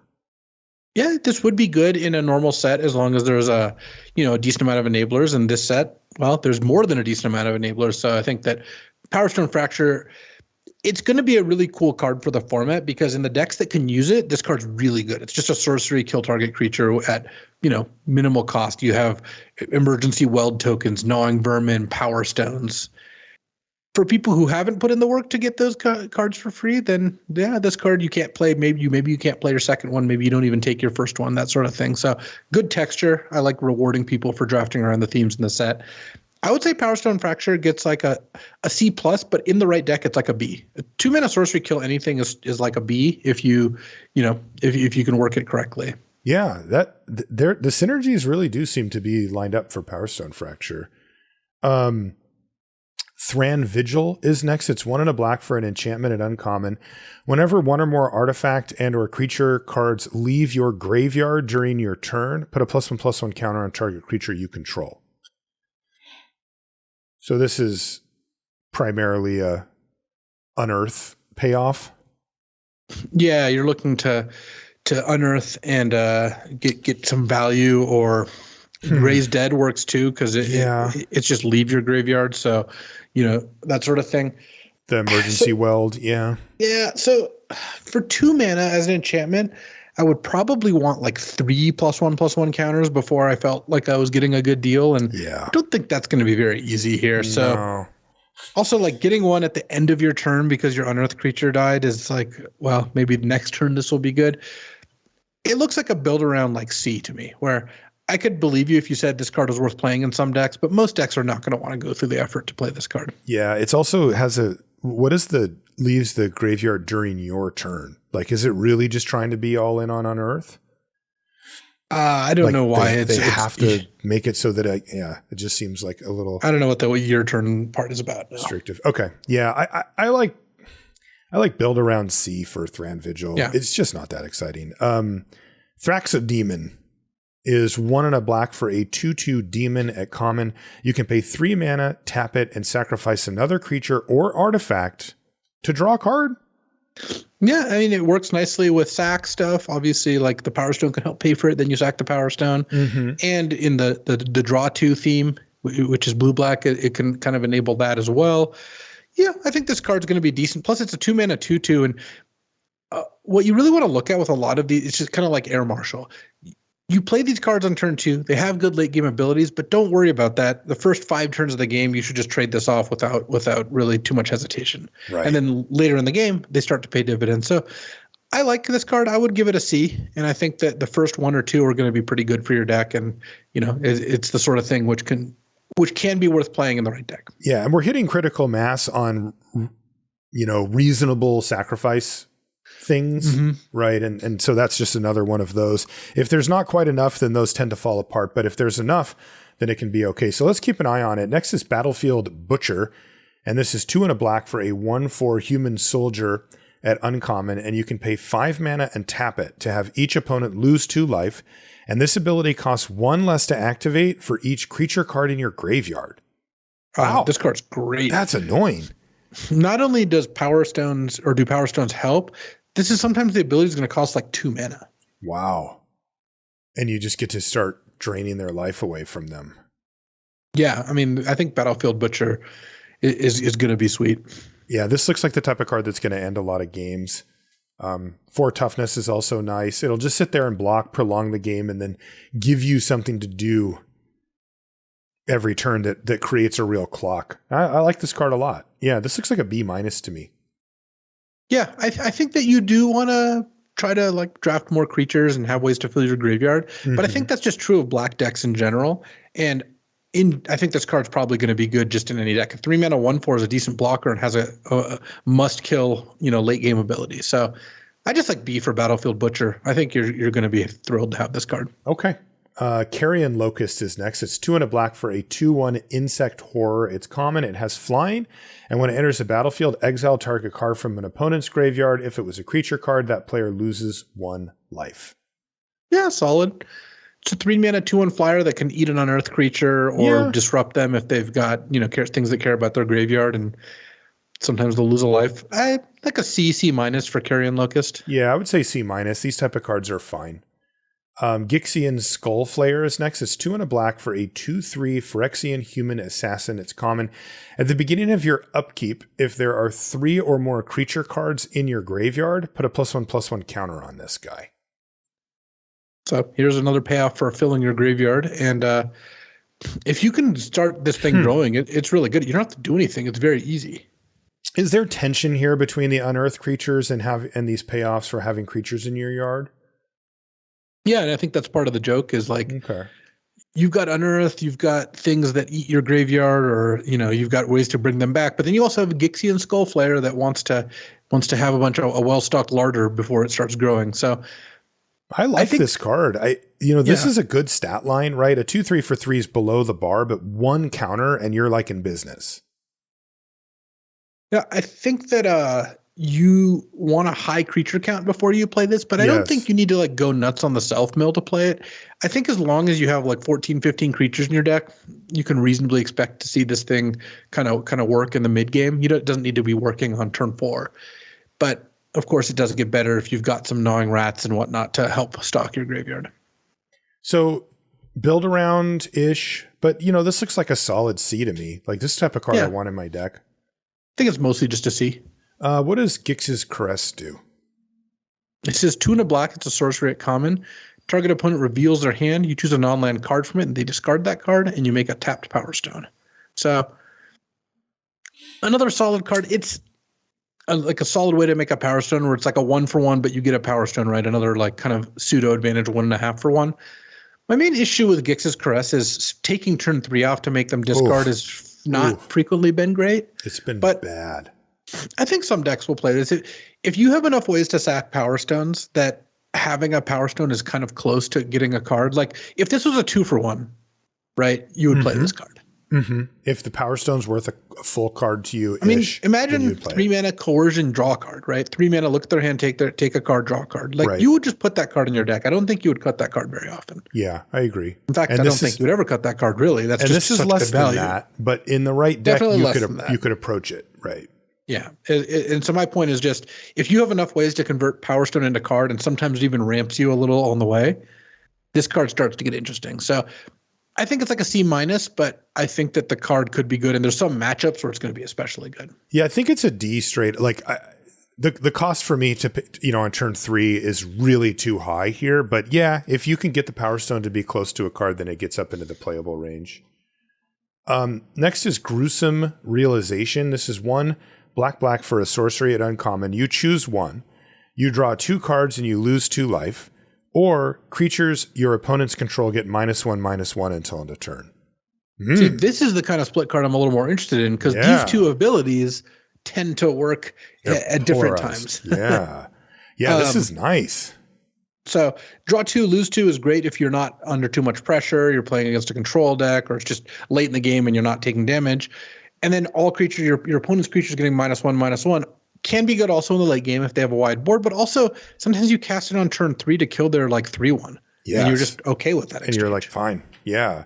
So, you also, of course, can combine this with some type of combat scenario where, you can cast this pre-combat to unload a huge attack, or you could do it post-combat if there were, what your opponent thought were trades or eats happening, and all of a sudden they lose a bunch of their board.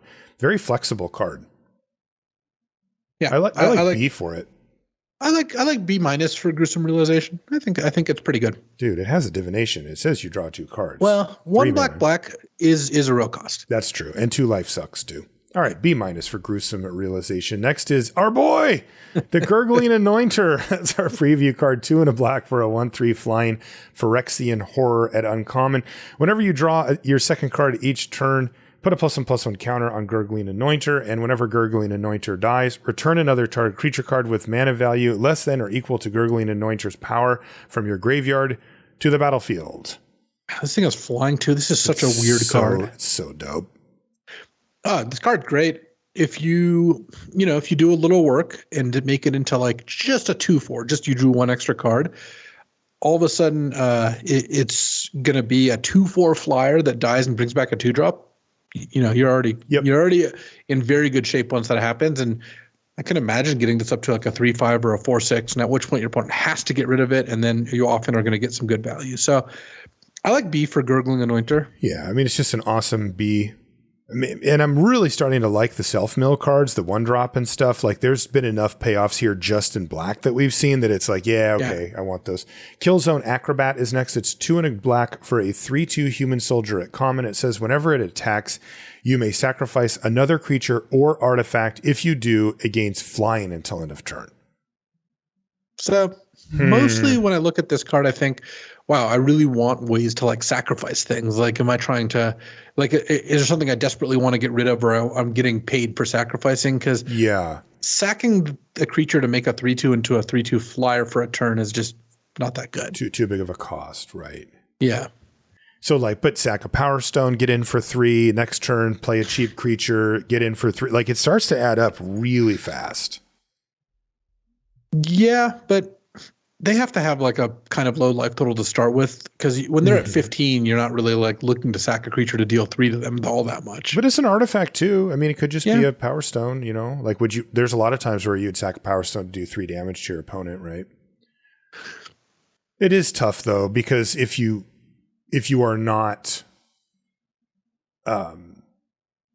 if you're not in a position to be aggressive, then this card is a 3 mana 3/2, which is rarely where you want to be. It looks like a C- to me. Killzone Acrobat. Yeah. Just there's going to be times where you sack stuff and get in with it, and it'll probably be pretty clear when to do so. Yeah, I think C- for Killzone Acrobat. Moment of Defiance is 2 and a black for an instant. It's common. Target creature gets +2/+1 and gains lifelink until end of turn, and you draw a card. Wow. Yeah, this one's nice. That's a big swing.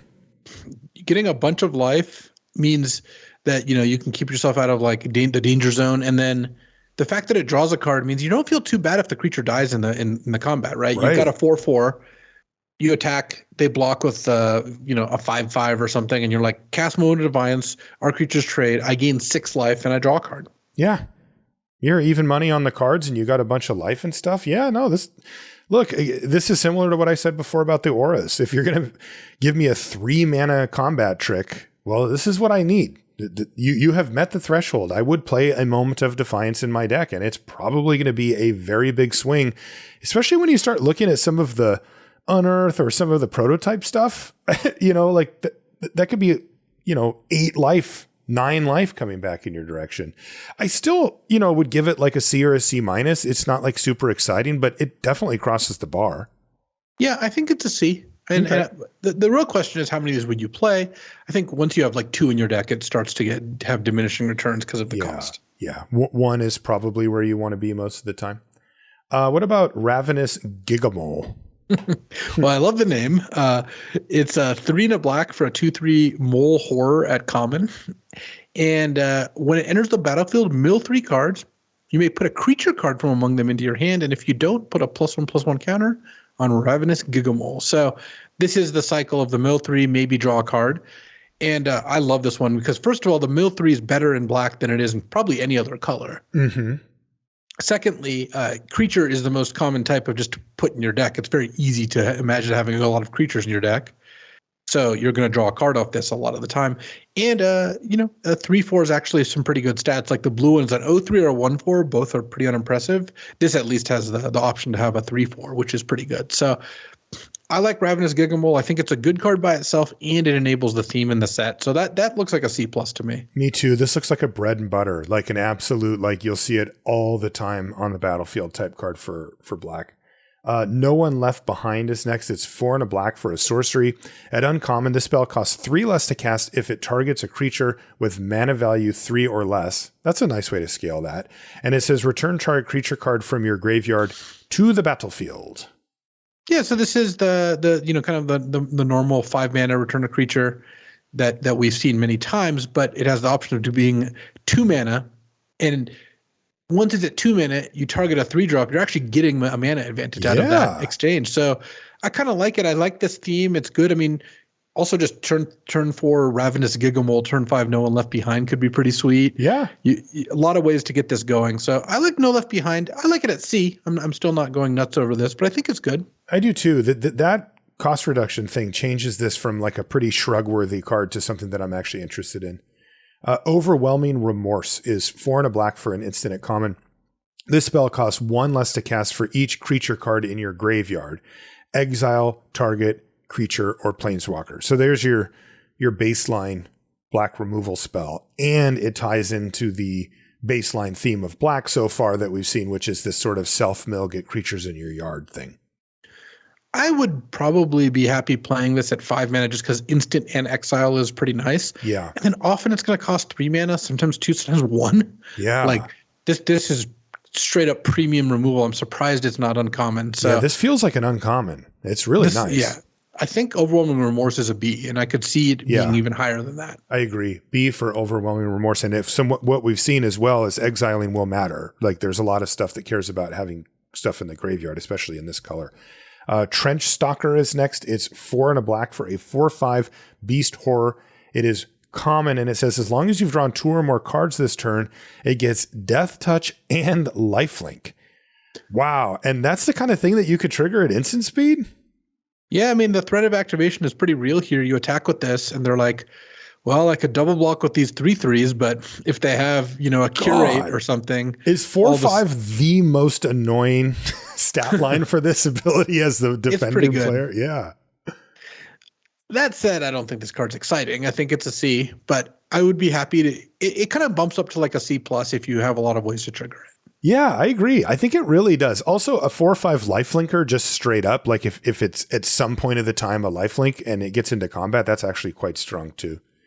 I like C+ for Trench Stalker. That card's pretty good. All right, Corrupt. We're going old school here. 5 and a black for a sorcery at uncommon. It deals damage to any target equal to the number of swamps you control, and you gain life equal to the damage dealt this way. Well, at least this is a real payoff. I mean, if you can cast this with 4 swamps in play, deal 4, draw 4 is pretty sick. Gain 4? Yeah. Sorry, gain 4. If you can pick up multiples of these, it can be really good because then you actually have an incentive to play your 12 swamp deck, 13 swamp deck, or if you're really lucky, 17 swamp mono black deck. But at uncommon, I don't think that it's very likely to be something you're going to pick up multiples, which means are you really going to kind of twist your whole mana base for one card?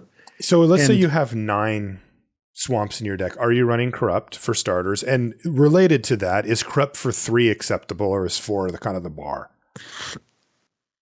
It's a big swing.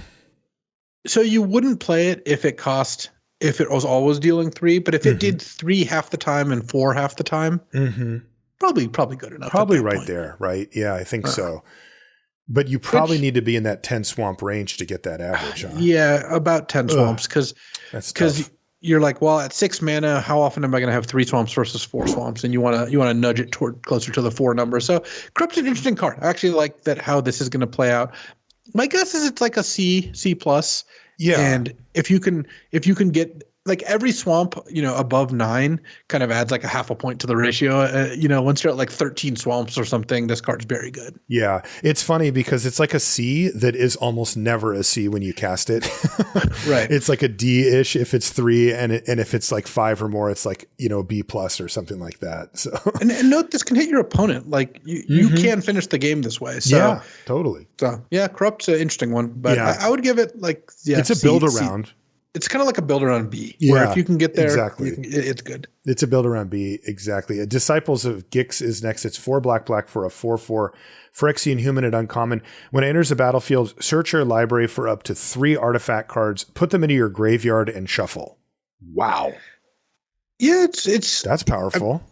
It's a good way to fill your graveyard, both for the like black green theme, but also there's a bunch of artifacts with Unearth, so you can end up getting some value out of that. I think this card's going to be good in the decks that want it, which leads me to think it's kind of like a builder on B as well. That's what I think too. If you have enough ways to take use of this ability, this card's going to be one of the cards you're pretty happy to cast on 6 mana.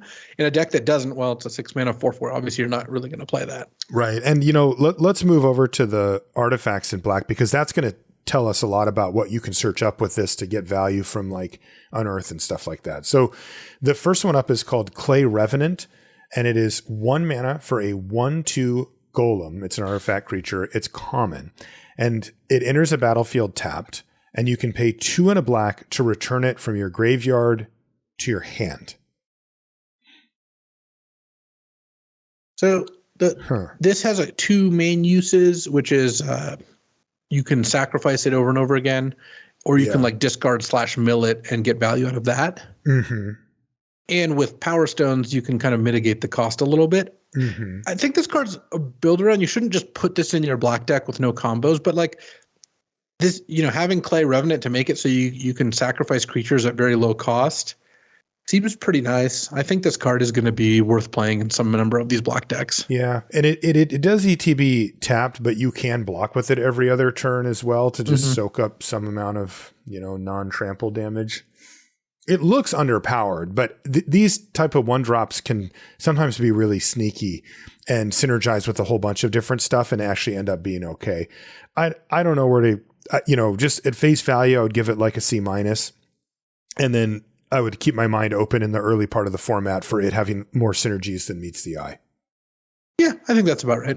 Ashnod's Harvester is 2 mana for a 3/1 artifact creature construct. This one is uncommon, and whenever it attacks, you exile target card from a graveyard, and it has Unearth for 1 and a black. You're mostly playing this if you want a creature you can sacrifice a few times because it's got Unearth and a pretty cheap Unearth cost at that.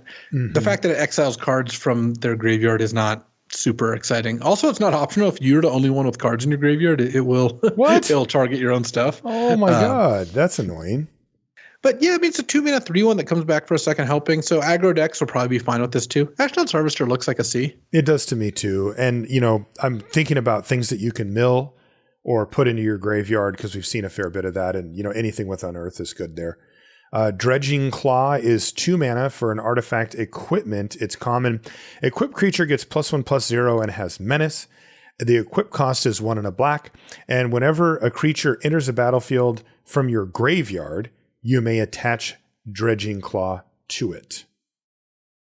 Yeah, I'm not super high on this. Like, it's kind of cute that it like automatically goes on your Unearth creatures, but +1/+0 and menace isn't like crazy good. Right. And equip plus casting cost is not that great. This looks very mediocre. This looks like a D to me. Looks like a D for Dredging Claw. Is this one black? Yes. Transmogrant Altar is 3 mana for an artifact. It's uncommon. And it has activated ability black, tap it, and sacrifice a creature to add 3 colorless mana. Or you can pay 2 mana, tap it, and sacrifice a creature to create a 3/3 colorless zombie artifact creature token. And you can only activate that part at sorcery speed.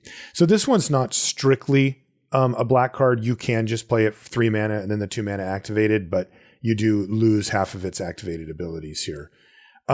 So they crippled this by making it sorcery speed only. You can't save your creatures. You can't chump block and do it. It takes away most of the utility, but it does make 3/3, so you can upgrade kind of any old creature you have laying around. I suppose the joke is Unearth and then turn it into a 3/3. Mm-hmm.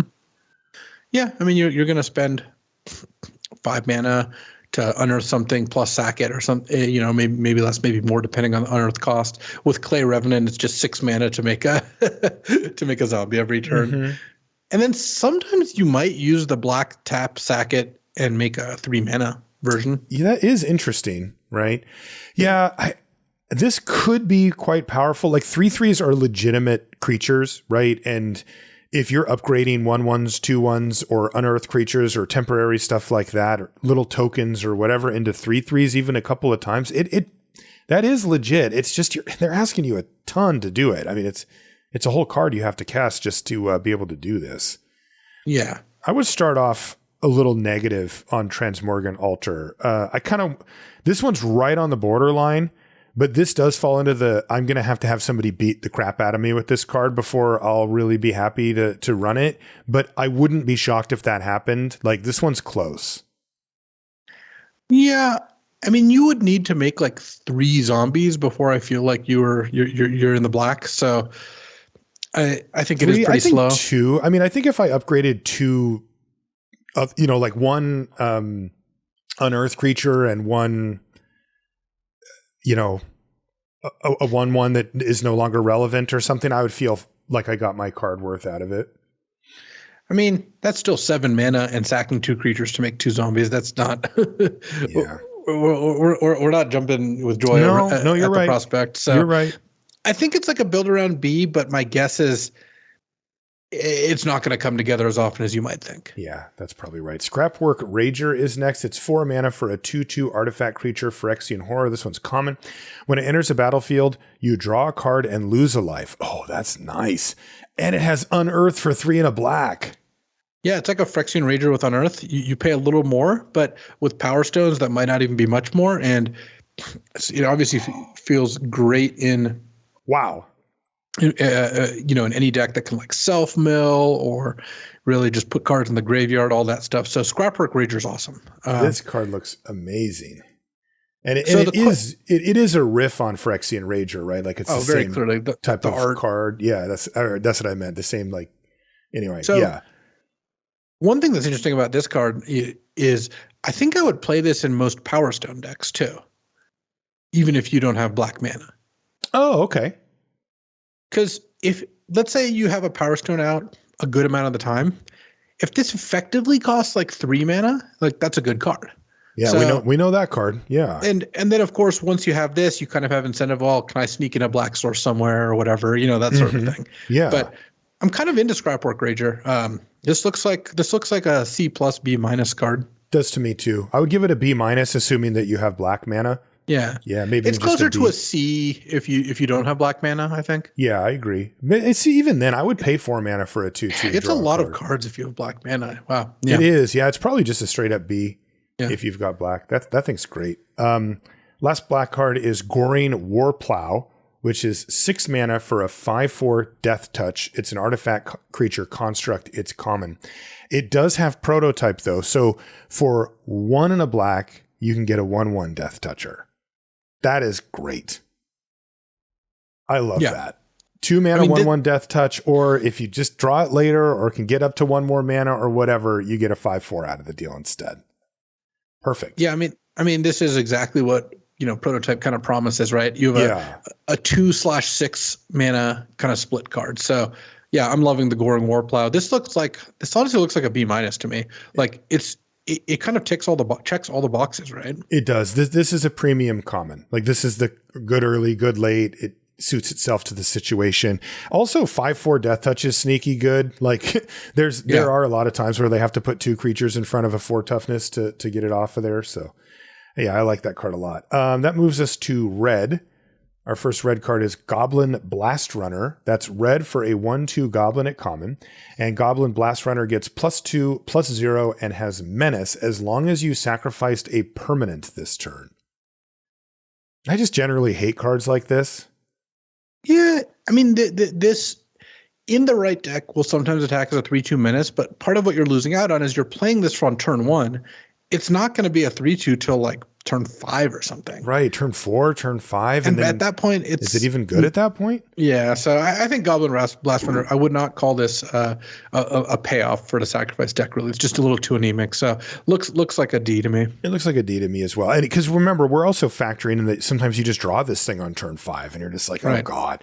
Monastery Swiftspear. Remember me? Red for a 1/2 human monk at uncommon. It's got haste and prowess. Now, this card made a major dent in multiple constructed formats. Is it good for limited? Yeah, this card was solid for limited. I mean, I remember playing it back in cons, and it was pretty decent there. It was good. So yeah. I mean, I like Swiftspears at C+ range. It tends to not be like the best card in your deck by any stretch, but it's solid, like you said. 1/2 is a really nice stat line for prowess because if they block with a 2/2, you all of a sudden have a 2/3, and that just is the right numbers to kind of add up to beat every level. Or if they block with a 3/3, sometimes you cast 2 spells, or you cast a pump spell and all of a sudden it's a 5/6. So you want to put this in your like blue-red deck more than anything else. This is almost a blue-red card, but it is a good one. So I like Monastery Swift Spirit C+. I like what you just mentioned. So you play your Swift Spirit, you attack for 1. They play their 2/2. You play your land, you should attack with this thing. Like, people just, if they're paying attention to the game at all, they're just going to be like, well, if I block and you just play some cantrip or some anything, then all of a sudden, I'm going to get my 2/2 just eaten alive here. And I'd rather just take the 1. Like, you can bluff with this card pretty well. Next is Bitter Reunion. It's 1 and a red for an enchantment at common. When it enters a battlefield, you may discard a card. If you do, draw 2 cards, and you can pay 1 mana and sacrifice Bitter Reunion, and creatures you control gain haste until end of turn. Interesting. Yeah, it's a kind of cool card. Reunion apparently means discard a card, draw 2, or discard then draw at this point. But yeah. So you play this as like a Tormenting Voice at sorcery speed, but it sticks around and you can sack it to give your creatures haste. You can even pay with a Power Stone if you want. Mm-hmm. Yeah, I like the card. It's better than Tormenting Voice and or whatever the latest version is, and Thrill of Possibility, and it has a little bit of upside, and that card was always okay. So the one thing where it's worse is, yes, it triggers prowess, but if you care about literally instants and sorceries, there's some cards that care about that. This doesn't actually do that, but for the most part, I would say this is like a C. Like, if you play this card, it's fine. Not that I would advise it, but it is a May. Like, you could just play this. I'm never going to do that. Sack it. So, Dwarven Forge Chanter. Luis is offended. 1 and a red for a 1/3 Dwarf Wizard at common. It has Ward, pay 2 life, and it has Prowess as well. That's pretty annoying, actually. That's a pretty annoying card. Yeah, it's actually comparable to Swiftspear, maybe even better than Swiftspear in Limited, because and the difference between 1 and 2 isn't that huge in Limited and Constructed. It's the whole world. So you have this out. It's going to brawl pretty well. And if they want to target it, they got to pay some life. I like a C+ for Dwarven Forge Chanter. I think too. In the blue-red deck, it's going to be really good. Yeah. Again, these are more narrow. These prowess, it's very likely going to be just blue-red. But Horned Stoneseeker is next. It's 1 and a red for a 2/2 lizard at uncommon. It's got Menace. And when it enters the battlefield, you get a Power Stone token tapped. And when Horned Stoneseeker leaves the battlefield, you sacrifice a Power Stone. Oh, it takes its ball and goes home, huh? Yeah, no, this card's great. This card's insanely good. I mean, 2 mana, 2/2 Menace is a good card. Yes. Like, that's a card you always play in your aggro decks. And the fact that this gives you a Power Stone, even a temporary Power Stone, is really good. Plus, if you sack the Power Stone to something before this dies, can't sack the Power Stone when it dies. That's right. Yeah, this card looks like a B to me. Yeah, straight up B for Horned Stoneseeker. Mishra's Domination is 1 and a red for an enchantment aura at common. It enchants a creature. As long as you control enchanted creature, it gets +2/+2. Otherwise, it can't block. Just poison the well for anybody looking to steal your creature. That is funny. These type of cards generally tend to not be very good, though it does. You could see worlds where this triggers prowess and just piles on a whole heck of a lot of damage really, really fast. And of course, you can, use it as a removal spell effectively as well. So yeah, I don't know. This one's kind of flexible and cool. Yeah, I think that the flexibility is nice, where the only problem I have is this is kind of like Urza's Rebuttal, the cancel tap 2. Mm-hmm. Both effects are good at the same time when you're attacking. Yes. It's not really yes, there are some situations where they have a 5/5 out. It's much better to make it unable to block, or a situation where you have a 1/1 unblockable or a 2/1 flying, and obviously +2/+2 is great better. But when you're defensive, neither ability is good. And so it's just straight up an aggro card. It's a good one, I think, or an okay one, I think. I don't think it's fantastic. I put these cards usually in the C- range, and that's generous because it's getting, these 2 modes. But yeah, I mean, you could play it, and again, it does trigger prowess and stuff, so it's a thing. Obliterating Bolt is next. It's 1 and a red for a sorcery at uncommon, and it deals 4 damage to target creature or planeswalker. If that creature or planeswalker would die this turn, exile it instead. Wow. That's premium. Oh yeah, this is straight up. It does what you want. 2 mana for 4 damage, and even slight upside. Also hits planeswalkers. You know, this might be a hot take, but I actually think it's bad for limited that all of these spells automatically can hit planeswalkers. Really? It used to be that when you opened a planeswalker, you were able to play it and be like, wow, this card's great. It's really hard to kill. Now every common and uncommon red damage spell just hits planeswalkers. Yeah. No, you're right. And the black spells just kill target planeswalker. Like, yeah. It just takes a bit away from that. Yeah, because planeswalkers actually fit into limited better because there was usually creatures around to attack them. They play the kind of the way. Well, I wouldn't say Garfield intended because he didn't like planeswalkers, but you know, they kind of played the way that they were intended. More so in limited, and I kind of wish they weren't quite as easy to just snipe with every common removal spell. Yeah. In any case, Obliterating Bolt's clearly like a B+. It's a sorcery, so it doesn't get quite to the A range, but very good. Yep, B+. Rock Hunter is next. It's 1 and a red for a 3/1 human soldier at common with reach. Yeah, it's kind of a weirdo. The red reach thing feels like, a bit of a reach. I mean, I get they've got all these abilities. They have to put them somewhere. Red's like, well, red get reach. And it's like, red creatures can throw things. Stop trying to make reach happen. But I would give Rock Hunter a C-. It's mostly just a 3/1 for 2, which is fine. And yeah, sometimes it'll block their 2/2 flyer and you'll be happy with it. It looks like it's just a nice aggressive creature. Sardinian Cliff Stomper. Excuse me. Great name. 1 and a red for a 0/4 Minotaur Barbarian. It's uncommon. As long as it's your turn and you control 4 or more mountains, Sardian Cliff Stomper gets +X+0, where X is the number of mountains you control. Wow. So he goes from 0 to hero real quick. So I get why you'd have to say both those things, that it's your turn and you have to have 4 mountains to make the card kind of work, because a 2 mana like 2/4 would be kind of a lot or whatever. Mm-hmm. But it's just such an inelegant text box that I would. So it just triggers every turn, or it's static? No, it's just a static that's just on when you meet the conditions of it being your turn and having 4 mountains. But I just more mean like when you read this, it's a lot less cool than this gets +X+0 or X number of mountains you control. Yes. Its power is equal to the number of mountains you control or whatever. Right. So in any case, practice, it's only on your turn, so it's really great at attacking, but it's not. And it only attacks once you have 4 mountains. This card looks pretty close to an F because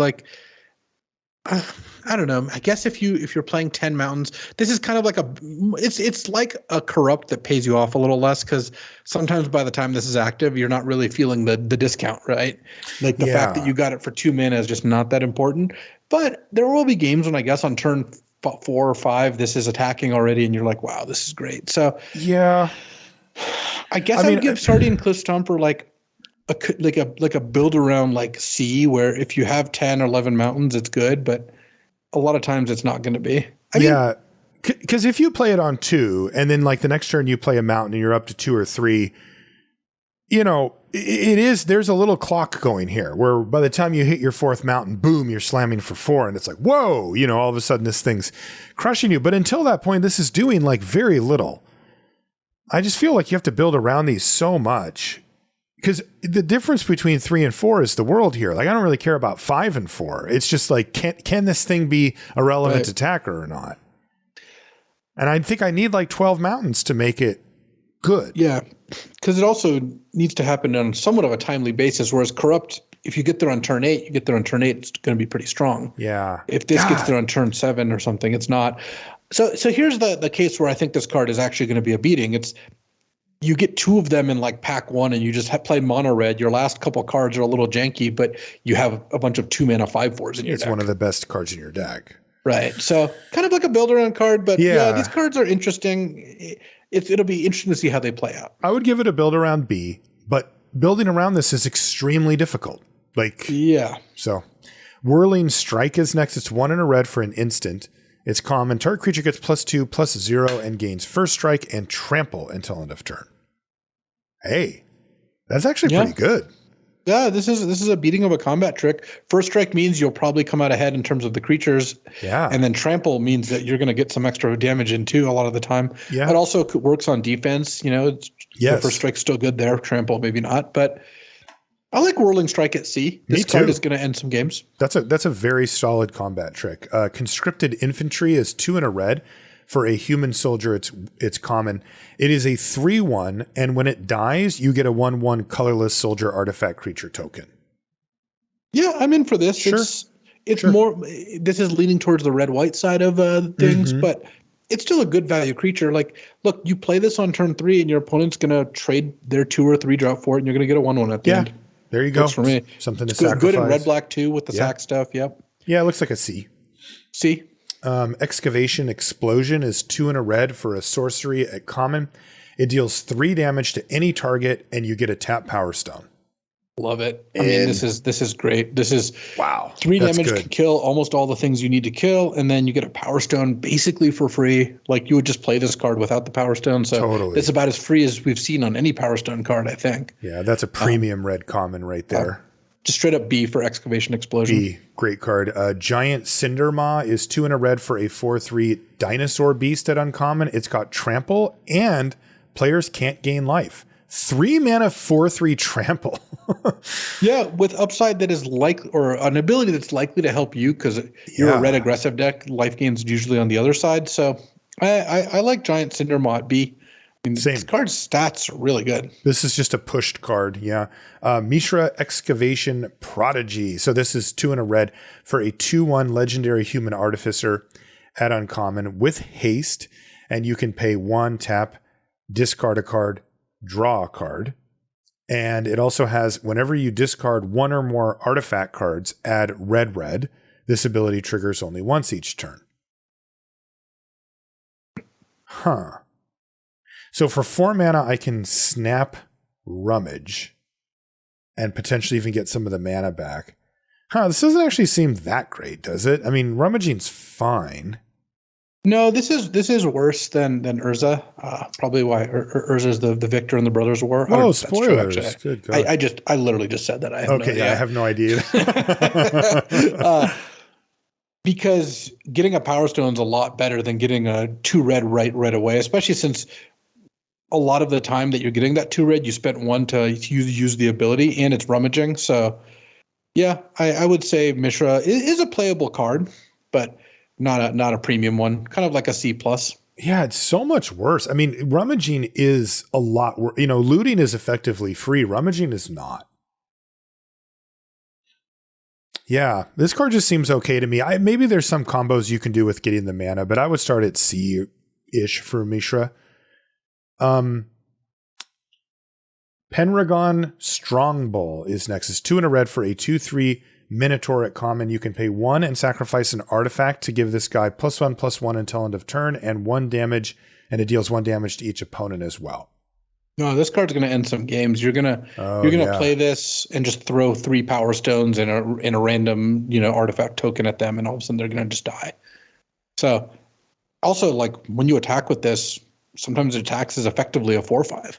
Right, and threat of activation is very real here, and the damage adds up really quickly.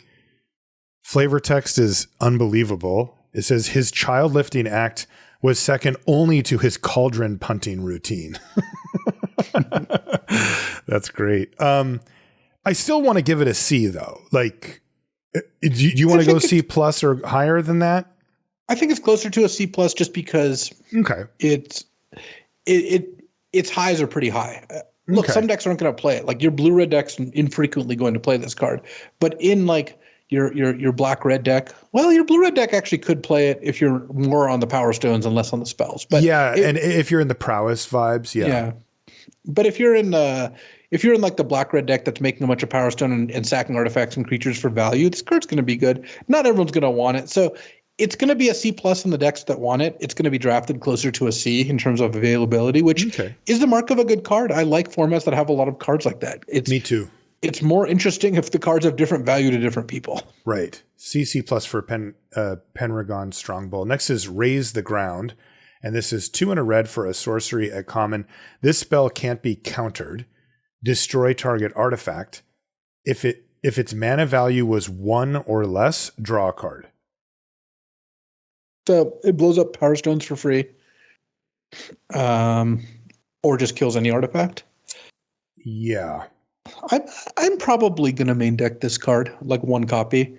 I feel like there's enough artifacts around that you're going to be okay casting Raise to the Ground. And if you need to cycle it on one of their Power Stones, then that's okay too. Like, imagine they cast a spell that gives them a Power Stone on turn 3, and it's your turn 3. You don't have a 3-drop, and you have this. You're probably just casting it. Probably just firing it off. Yeah. So that seems fine to me. Okay. It still looks like a D, though, right? Like, it's like a C minus. C minus? Is it a sideboard card? Yeah, it's a little difficult to say. I think that you're probably going to play the first one if you have, like, I think overall you'll play the first destroy target artifact card among your colors. Like, Disenchant, I think, is better than this because it's cheaper and instant speed. But, like, if you're playing blue-red, you're going to play this card. Okay. Yeah, it's a cantrip that has relevant, potentially a cantrip or just a relevant removal spell. Yeah. Tomacool Scrapsmith is 2 and a red for a creature, human artificer at common. It's a 2/1. And when it enters the battlefield, you mill 3 cards. You may put an artifact card from among the cards milled this way into your hand. If you don't, you put a +1/+1 counter on this guy. So nice. This is the same cycle goes for artifacts. Artifacts are pretty easy to find, so this is going to draw you a card a lot of the time. And then sometimes it's going to be a 3/2 if you brick. That C+ for Tomacool Scrapsmith. Yeah, you're definitely hoping to hit, but you'll take it. Either way. Arms Race is 3 and a red for an enchantment at uncommon. And you can pay 3 and a red, and you may put an artifact card from your hand onto the battlefield. That artifact gains haste, sacrifice at the beginning of next end step. No, thank you. Yeah, this is an F.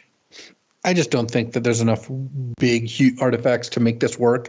Yeah. And then if you have those artifacts and you don't draw this, you might be in trouble there too. So I would just pass on Arms Race. Yeah, I mean, the joke here, right, is that you can put in your prototype stuff for the full amount, but it's like you lose it. Like it dies. So that's not great. Philagi Chain Dancer is 3 and a red for a 2/4 human soldier at common, and you can pay 2 mana to have it gain double strike until end of turn. So it's kind of similar to a 4/4. You do have to spend some mana, but it also plays really nicely with combat tricks, where if you can pump its power, you're really talking. So I'm not super into Philagi Chain Dancer, but I think it's going to be a decent like high end of the curve for red if they need something bigger, and especially if they have some Power Stones to activate it on the cheap. Looks like a C- to me. I'm going to go higher. I'm going to go C+ on it. Every time they've put double strike on a 4 toughness creature, it's just an absolute nightmare for the opponent to block ever. Right. Could see that. Mishra's Onslaught is next. It's 3 and a red for an instant at common. You choose 1. You create 2/1/1 colorless soldier artifact creature tokens, or creatures you control get +2/+0 until end of turn. Like I said, I don't know much about the story, but why does the flavor text make Mishra talk like a Yu-Gi-Oh villain? Ha! Urza has underestimated my strength yet again. But yeah. The card's fine. I mean, this is clearly what you want out of a split card. Like, it makes the soldiers or it pumps the soldiers, So I've generally been low on like the Trumpet Blast style of cards, but sometimes that they do have good value. And I think the fact that this can make tokens or pump tokens once you've gone wide means if you're in a deck that already wants +2/+0 to your team, this card's going to be quite good. Yeah, because it covers all your bases. I don't think this card is good enough to take it from like average mid-range to wanting this effect. Right. The thing I like about it is that it gives you artifacts, so that could matter. But also I like that it's effectively a creature that's an instant, right? So for the prowess decks, it's like you're still adding to your board and able to progress things forward, but also trigger your prowess stuff at the same time. And it's an instant, so you can do it as a, kind of a combat trick. It is 4 mana, so, it's not exactly elegant. The downside to me for this card is the cost. It's just 4 mana for 2/1/1s isn't that good. And so I would put Mishra's Onslaught at D. I just don't see you playing this every single time. Yeah, I think it's situational. Again, if you want the +2/+0, the fact that it costs 4 doesn't matter too much. That's usually the last spell you cast in the game. Right. But if you're looking at like the whole card, paying 4 mana for 2/1/1s isn't great. So I like D for Mishra's Onslaught. But when you want it, it's going to be good. Yeah. Pyrrhic Blast is 3 and a red for an instant. Is it Pyrrhic Blast, do you think? Pyrrhic, yeah. Pyrrhic Blast. Is 3 and a red. Pyrrhic. Is it Pyrrhic? Okay. Yeah. 2 Pyrrhic R's victory, means Pyrrhic, but I don't know. Yeah. What is that? Does it have to do with pyres? Pyrrhic victory is like a Greek term. Okay. It's a victory where you win, but you lost a lot. So like it's like you won the war, but your general died or whatever. I see. All right, or well, you won the battle, but you died. Like that's the Pyrrhic victory. So. Okay. Well, let's see if that's what happens here. It's 3 and a red for an instant and uncommon. Yeah. As an additional cost to cast this spell, sacrifice a creature. So there's your heavy losses. But the win is Pyrrhic Blast deals damage equal to the sacrificed creature's power to any target. Draw a card. So you get your card back. It's an instant. You get your card back, and you can sacrifice a creature out from a situation. Well, also, it can hit any target. So sometimes you sack a 5-power creature and just kill your opponent. But you don't draw a card if that happens because they're dead. But because they actually state-based die. Yeah, that's annoying. Well, actually, no, that's not checked until after the spell resolves. So you actually would draw the card. Then I'm in. But you don't get to use the card. So right. Yeah, I mean, this is going to be a good card in I think just about any deck with enough creatures. Because the fact that you get the card back means you're operating at a 1-for-1 when killing their creature, and again, it's a big finisher.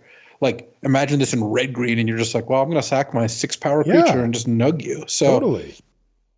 I like B- for Pyrrhic Blast. This card's got a high upside. Like I can just imagine red-white killing me out of nowhere, but they attack, cast +2/+0 trample first strike on their creature. I take like 4 from trample, and then they just throw it at me for another 6 or something. Yeah, I would give it just a B. I mean, you're getting the card back too. Yeah, getting the card back is a big game. Yeah.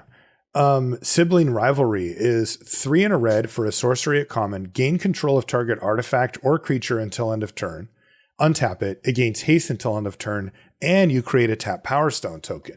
So here's your common, although 4 mana, but still common threaten effect to go with some of those sacrifice things that we saw earlier. There wasn't one that was just straight up free though, right? No, they all cost mana in some way. Yeah, and maybe the Power Stones help mitigate that, but it is a little tough. Yeah. Right, it's just a little tough when it's 4 mana. To try to combine that with another mana cost. Right. Yeah, it can be a little tough. But I guess there was the 3/2 that when it attacks, so you could maybe combo this with that. I don't know. I think the threaten's going to be good. I mean, this is a build around B. It looks like there's a lot of support for red black sack, so I think you're going to be happy. Plus, you get a Power Stone out of the deal, so you get more sack fodder even at the end of it. Yeah.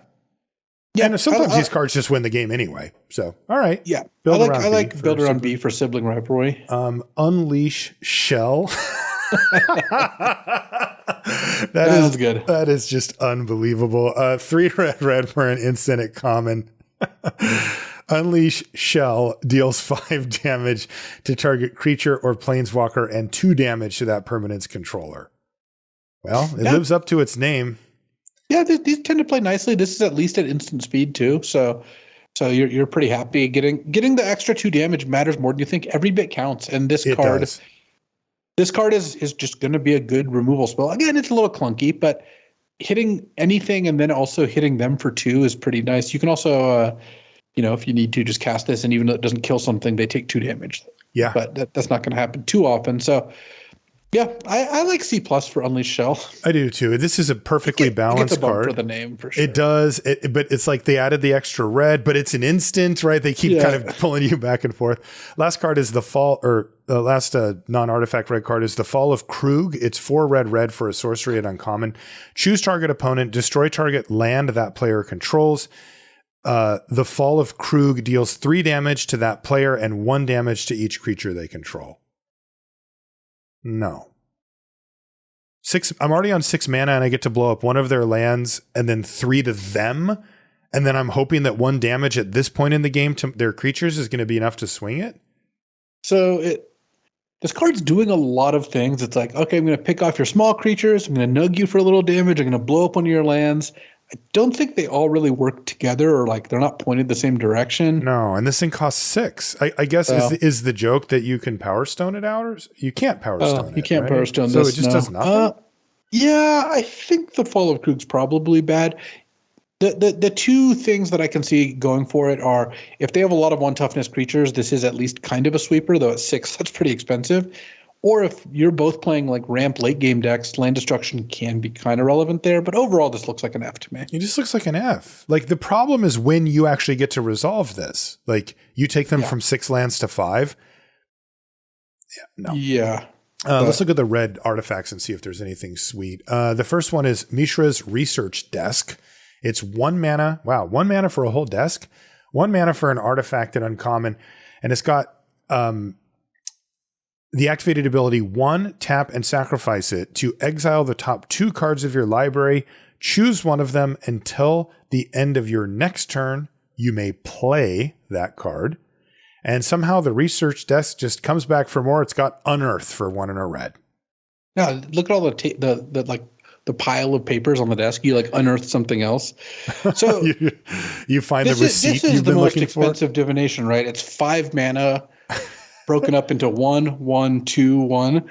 Yes. And at the end of it, you get to exile 2, play the best one, then later exile 2, play the best one. Yes. I'm not really buying this. Like, if you have Power Stones and you can make it a little more efficient, then yeah, it's probably okay. Mm-hmm. But at straight up base rate, it's like, yeah, maybe you play it turn 1 and it's kind of free. Then on turn 4, you crack it.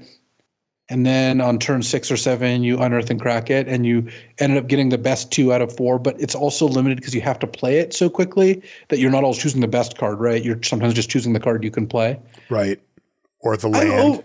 I'm overall a little skeptical of this. I think it's probably like a C- card. Yeah. And if you have a lot of Power Stones or like things that want to sacrifice or care about sacrificing, like, I mean, imagine this with that 2-1 black creature. When you sack something, it gets a +1/+1 counter, right? Yeah, It's really kind of doing something there. So, right. You could mill this and unearth it just for some value later in the game. Yeah. So kind of like a C, like, oh, if you had like the mill 3, get an artifact back card, right. You'd probably play this because it's an artifact that, like, if it's the only artifact, you draw it. If it's not the only artifact, you get to unearth it later. So yeah, I think my concern is just that it's you can do it without the red, but really you want the red to make it go.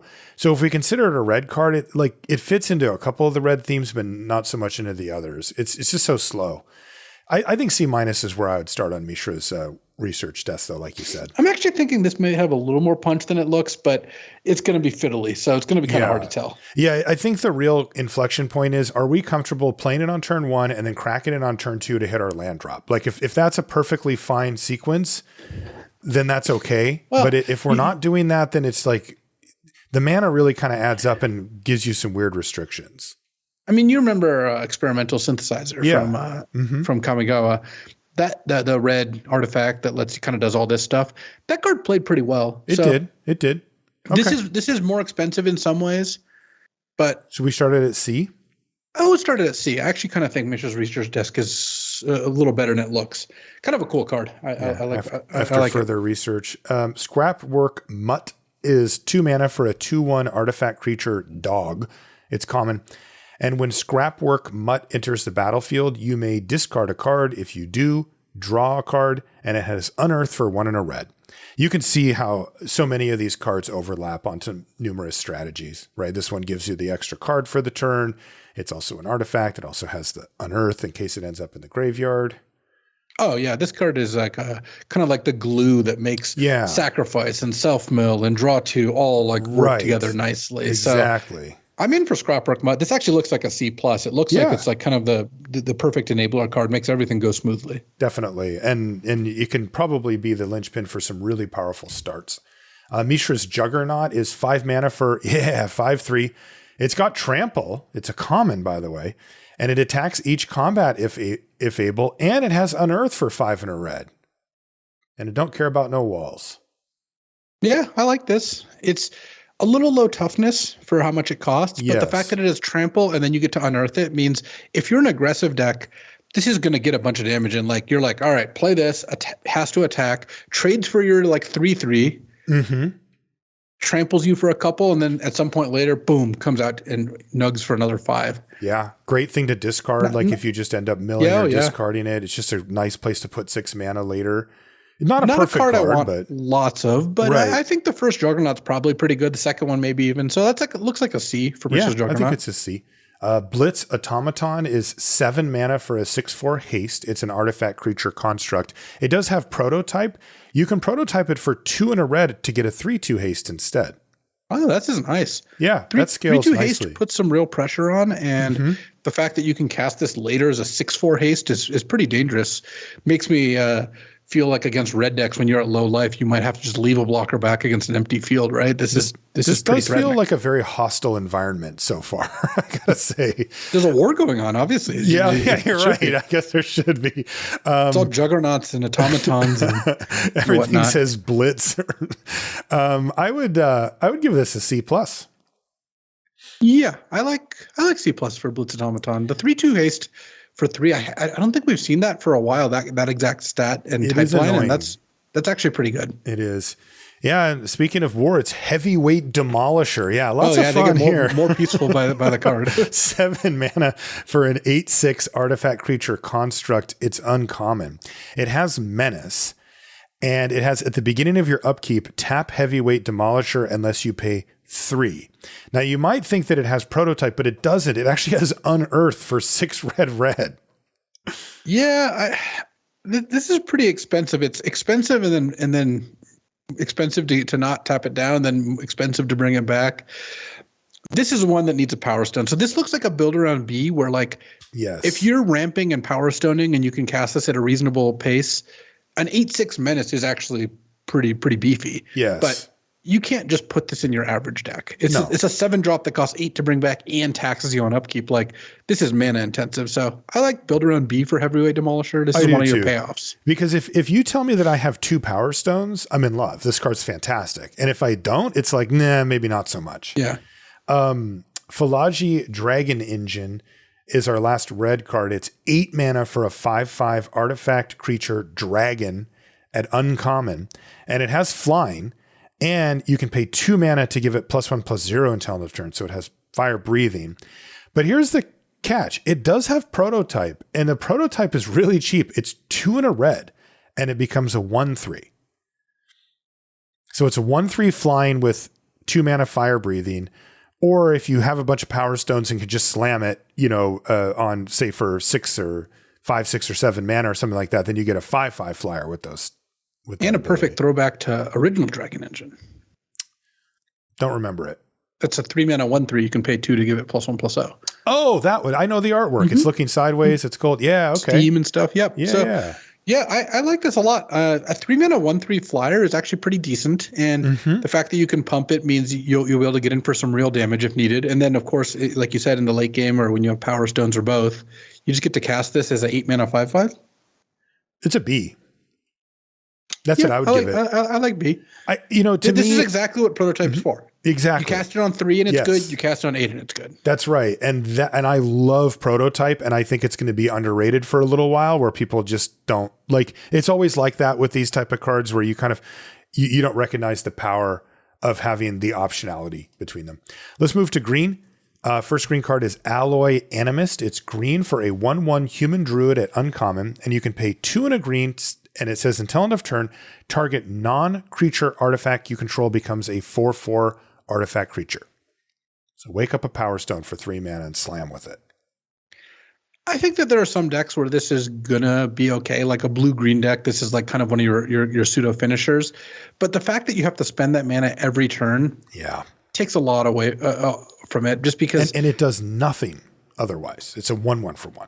Yeah, so this kind of looks like a build around C where if you're really hard up for ways to spend your mana, this is, I guess, a way to do it. You need a lot of artifacts and mana. But I'd rather play just some prototype 9-drop instead and use that as my end game ramp stuff. Me too. The other problem with cards like this is that they're basically irrelevant until they are, and then it's literally the easiest creature to kill that you could come up with. It's a one toughness creature. I would build around C. Build around C, yeah. Yeah. Audacity is next. It's green for an enchantment aura. It's also uncommon. It says enchant creature. Creature gets +2/+0 and has trample. And when Audacity is put into a graveyard from the battlefield, draw a card. I like it. I mean, you put this on a creature, they have to trade for it, then you get your card back. Yeah, that's fine. And you can definitely sneak this on to the battlefield. It's only cost 1. Yeah, that seems really good. Yeah, I would give Audacity a B. I mean, Yeah. your opponent's going to play this on a creature, get a hit in. You're going to take a bunch of extra damage. Then next you're going to trade, still take damage, and they're going to draw a card off Audacity. So like they Yes. trade it up even sometimes. So yeah, A lot of the Audacity time. is great. Yeah. What does Bushwhack do? Bushwhack is fantastic. It's green for a sorcery uncommon. It's also literally a bush whacking someone. So I'm loving the humor in the set. Choose one. Search your library for a basic land card and put it in your hand, or target creature you control fights target creature you don't control. Wow. This is amazing. Early in the game, it's Lay of the Land. 1 mana, search for a land. Late in the game, it's Prey Upon. That is incredible. You combine 2 cards that cost a green, and were both good cards in their formats, to a card which is much better than either of those cards. It's way more than the sum of its parts. This card is just a land. It's a split card. It's a land when you need it and a fight spell when you need it. Bushwhack's like a B+. I really great. can't imagine being unhappy with this card in my deck. What a great card. Yeah, B+ for Bushwhack. Next is Sentinel Stalwart, which is green for a 1/1 elf druid soldier at common, and it says tap it and tap an untapped artifact or creature you control to add 1 mana of any color. What was the card that you played at the PT? Jespera Sentinel. Yeah. That card was actually good in the format. It ended up being is good. this going to be good in the format? Well, it doesn't have reach, which is a bit of a downside. Yeah. But it does, let you tap your Power Stones for real mana if you need to. Right. I'm not super high on this card. It is a soldier, I guess, but I think that the card disadvantage nature of this makes it a little less interesting when it comes to ramp. I would give this a low grade to start, and I would leave the door open for it to be better than it looks. But traditionally, these type of cards really suck. Like, they're really, really bad. So I would give it a D or a D-. And then if it's like, no, you pretty much always have a Power Stone and it's basically an elf, a mana elf that taps for any color. Okay, fine. I'm back on board and I would play it. But yeah, I would start off by not doing that. I would start at D with room above. Yeah. Giant Growth. OG. This was in the original Magic set Alpha. Green for an instant at common. Target creature gets +3/+3 until end of turn. The rate here really sells it. You should play Giant Growth in any deck that has like not 5 creatures in it. Any deck with like a 10 or more creatures, Giant Growth's probably fine. It's 1 mana. Yes. I mean, 1 mana for +3/+3 is a good deal. So I would give Giant Growth a C+, and it's a classic for a reason. Argothian Sprite is 1 and a green for a 2/2 fairy at common, and it can't be blocked by artifact creatures. And you can pay 7 mana to put 2 +1/+1 counters on it. Yeah, so this is a decent little attacker sometimes, and a mana sink for your Power Stones later. Looks like a C. It does to me too. Yeah, solid 2-drop. Yeah, we'll really find out about how much extra mana we have floating around due to Power Stones with cards like this, because these have faded out of relevance. They used to be cards you could play, but they're not now. Blanchwood Prowler is 1 and a green for a 1/1 elemental. It's common, and when it enters the battlefield, you mill 3 cards. You may put a land card from among them, among the cards milled this way into your hand, and if you don't, you get a counter on the Prowler. Nice. So this starts out a little smaller than most because you always hit lands. Basically, it's like hard to miss on lands. So the hit rate on this is very high, and as a result, I think this card's very good. Like, it's 2 mana 1/1 that draws you a land some large percentage of the time, and then sometimes you just want a 2/2 instead. That's fine too. So yeah, C+ for Blanchwood Prowler, though I could honestly see B-. Like, you're not cutting this card from your deck. No, and the mill's relevant in some color pairs too. Yeah, in green especially. Yeah. Epic Confrontation is 1 and a green for a sorcery at common. Target creature you control gets +1/+2 until end of turn. It fights target creature you don't control. It's not an instant. That's the only knock on it. But boy, giving a creature +1/+2 pre-fight is awesome. Like, it almost always means that if you have a normal green deck, you're going to win that fight. Yeah, Epic Confrontation is just a B. It's a good removal spell. These things are so nasty. And then you often can get an attack in too, because if you took out their only relevant blocker, you can slam for an extra big hit. Gaia's Gift is 1 and a green for an instant at common. It says put a +1/+1 counter on target creature you control. It gains reach, trample, hexproof, and indestructible until end of turn. So that's a lot of abilities, and it's actually really funny given that it's a common.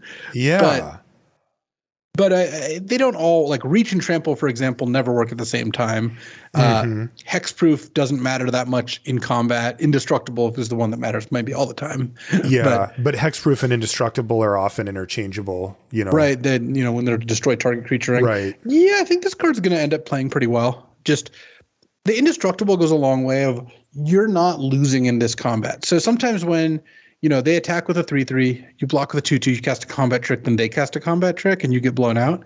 This doesn't really have that because your creature's not going to die no matter what. Of course, they play removal in response. That still does work. But Gaia's Gift, the fact that it helps win combat, stops removal spells, gives you reach, tramples like a finisher. I bet this card ends up making the cut a lot of the time. Yeah, I mean, they every single combat trick we've looked at has met the bar. And this one does too. It's like a C, right? I think it's a C, yeah. If you want a combat trick, this is one. Sarenth Steel Seeker is 1 and a green for a 1/2 human artificer scout at uncommon. It says whenever an artifact enters a battlefield under your control, look at the top card of your library. If it's a land card, you may reveal it and put it in your hand. If you don't put the card into your hand, you may put the card into your graveyard. That's nice. It is just a 1/2 for 2, but I mean that could be a repeat or multiple source of value for you. And you also it also lets you surveil effectively. Right. Because you may put it in your graveyard, which means if you look at your top card, it's not a land, you don't have to keep it. You can put it, you can bin it, or you can keep it if it's good. So this is, I mean, if an artifact entered the battlefield, surveil 1 would be decent. This is much better than that because it also picks up all the lands for free. Just any lands, instead of having to put them in the yard, they just go right to your hand. Yeah.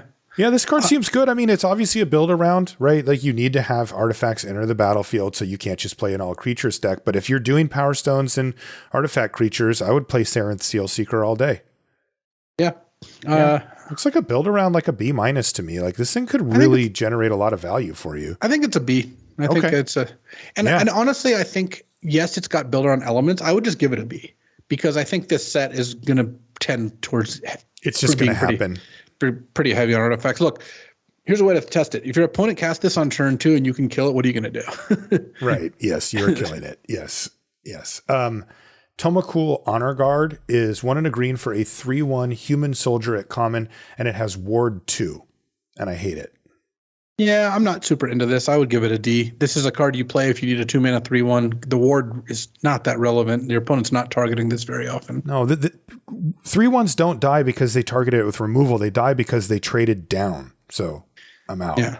Argothian Opportunist is 2 and a green for a 3/2 human scout at common. And when it enters a battlefield, you get a Power Stone. So there it is. There's your... We got there, right? This is the reflection of the red burn spell. This is the green 3/2 that gives you the thing. I mean, this is just straight up baseline, like how free can you can it go? And this is pretty free. Not as free as the red spell, but still pretty free. Really close. Yeah. Would play a lot of these. Yeah, I like B- for the Argothian Opportunist. I think so too. It's not often that a common gets up into the B range, but this one does. It's just exactly what this set's trying to do. I mean, if you're good at using Power Stones, like what would you rate a 3-mana 3/2 that puts a land into play from your deck? Right, like exactly. That would be like a B. And not a land from your hand, a land from somewhere else, right? And this is even better than that because of cards like Sarenth Steel Seeker and stuff. Yeah. Blanchwood Armor. This is a throwback, right? 2 and a green for an uncommon enchantment aura enchant creature. The enchanted creature gets +1/+1 for each forest you control. I remember when these cards were thought of as being good. I do not believe that is currently the case, although you can armor is get good, you can get a lot. I mean, if it's +3/+3, it's like, okay. When you get up into +4/+4, it is a lot. And one of the things that I think people do forget about these is the turn that you cast it, right? Like if you give something +4/+4 and slam, it is a lot of extra damage that they have to deal with. Yeah. I mean, if you're getting +3/+3 or more, this card is quite good. And it's not that hard to imagine doing that. You do need to put a little work into, like, do you have good flyers or tramplers or something? Because you don't want to just put this on a ground creature where they can chump it too much. So, can I give it a D just to dissuade people from playing it too much, even though I don't think it's actually a D? I mean, you can. Yeah, you can. I mean, if they're listening to what you said, maybe that helps. But I just worry that they're going to gloss over that part because, like, this is a very high risk card. Like, you have to be really careful with auras like this. Yeah, sometimes it feels great, and it's like, oh, +5, and they're like, kill your creature, right? And you just got 2 for 1, and it's really hard to come back from that. Yeah, but it is going to be good if you have 3 forests in play. So yes, I agree. I would give this a C. And in a deck with like 10 plus forests or 12 forests, it becomes like closer to a B. Like the card does scale up. Please listen to us and be careful. Also, I mean, are you supposed to run Gaius gifts with this? Just triple down. That is a good combo. Yeah. Burrowing Razor Maw is 2 and a green for a 4/2 beast at common. When Burrowing Razor Maw dies, mill 4 cards. I kind of like it. That's a 4/2 for 3. That's a heavy hitter. Yeah, I mean, it is upside generally having it milling. So 3 mana 4/2 with upside, that's decent. I would give this a C. Yeah, I would too. Fog of War is 2 and a green for an instant. It's common. You gain 1 life for each creature on the battlefield. Prevent all combat damage that would be dealt this turn by creatures with power 3 or less. No. I'm not playing this one. I would give this an F. Yeah, I guess the idea is you like gain a bunch of life and then prevent their small creatures from dealing stuff and your big creatures still work. But I think you can probably skip this card. It doesn't seem like it's going to work very often. Yeah, it's just people dream about the scenarios where this type of card is good and they come up much less frequently than you think they actually do. And all the other times it just stinks. Perimeter Patrol. 2 and a green for a 3/3 human soldier. It's common. Whenever an artifact enters the battlefield under your control, this guy gets +1/+0 until end of turn. Man, it's a 3 mana 3/3, but it's mostly, do you want a 3 mana 3/3? That's about it. Like, it's just so embarrassing next to the opportunist. Yeah. Yes. It's just so embarrassing next to the opportunist. It's like, it's hard to justify. Like, I know that that's not really how this works. Like, you can't just trade them, but like, good God. That said, it's probably like a C, right? Yeah, I think it's probably a C. What does Wasteful Harvest do? This is 2 and a green. It's an instant, a common. Mill 5 cards, and you may put a permanent among the cards milled that way into your hand. So it's 3 mana to basically select the best permanent out of your top 5, which is just okay. But if you're getting value out of self-mill, you want to fill your graveyard, this card could do some work. My guess is this card's not going to make the cut most of the time, but if you're short on self-mill and you have cards that pay you for having a bunch of creatures in your graveyard, then you probably will want to play Wasteful Harvest. So is it just too slow to be really good? Because I mean, you're getting quite a bit here, right? Well, like you're getting card selection plus you're dumping a bunch of cards in your yard, assuming that that's beneficial for you. I mean, it is. The short answer is yes, it's too slow to be good most of the time. Okay. The slightly longer answer is if you're getting enough value out of enabling your synergies, then it is worth it. Okay. So I think in general, it's more like a D, but if you play this card in the right deck, it's going to be good. So it's got some potential. Hoarding Recluse is 3 and a green for a 2/3 spider. It's common. It has reach and death touch. And when it dies, put up to 1 other target card from a graveyard on the bottom of its owner's library. Oh, I like this one. Yeah, that's a really nice defensive card. 2/3 reach death touch just handles air and ground. And then, when it dies, you can either recycle one of your best cards if you have ways to shuffle or you think the game's going to go long, or you can put one of their unearthed creatures on the bottom of their deck or mess up their graveyard or whatever if they're playing the graveyard deck. So I like C for Hoarding Recluse. C plus for Hoarding Recluse. Yeah. I think it's gonna be good enough in combat. It does enough. It's a green removal spell. Wow, Obstinate Baloth is uncommon now? This card used to be a rare. Yeah. All right. I guess times have changed. 2 green for a 4/4 beast. And when it ETBs, you gain 4 life. It also has an additional rider here that if a spell or ability an opponent controls causes you to discard it, you put it onto the battlefield instead of put it in your graveyard. That doesn't happen very often, if ever, but it's not even like that's just a bonus anyway, because you're getting a 4 mana 4/4 that gains you 4 when it ETBs. That is a great card. Yeah, I mean, this card is really great if you're getting attacked. good at putting pressure on them because it's a 4/4. And some of the time they'll make you discard and you just win the game. Yeah, not that often, but it that feels could like they may scoop, right? Like, I would go B+ for Obstinate Baloth.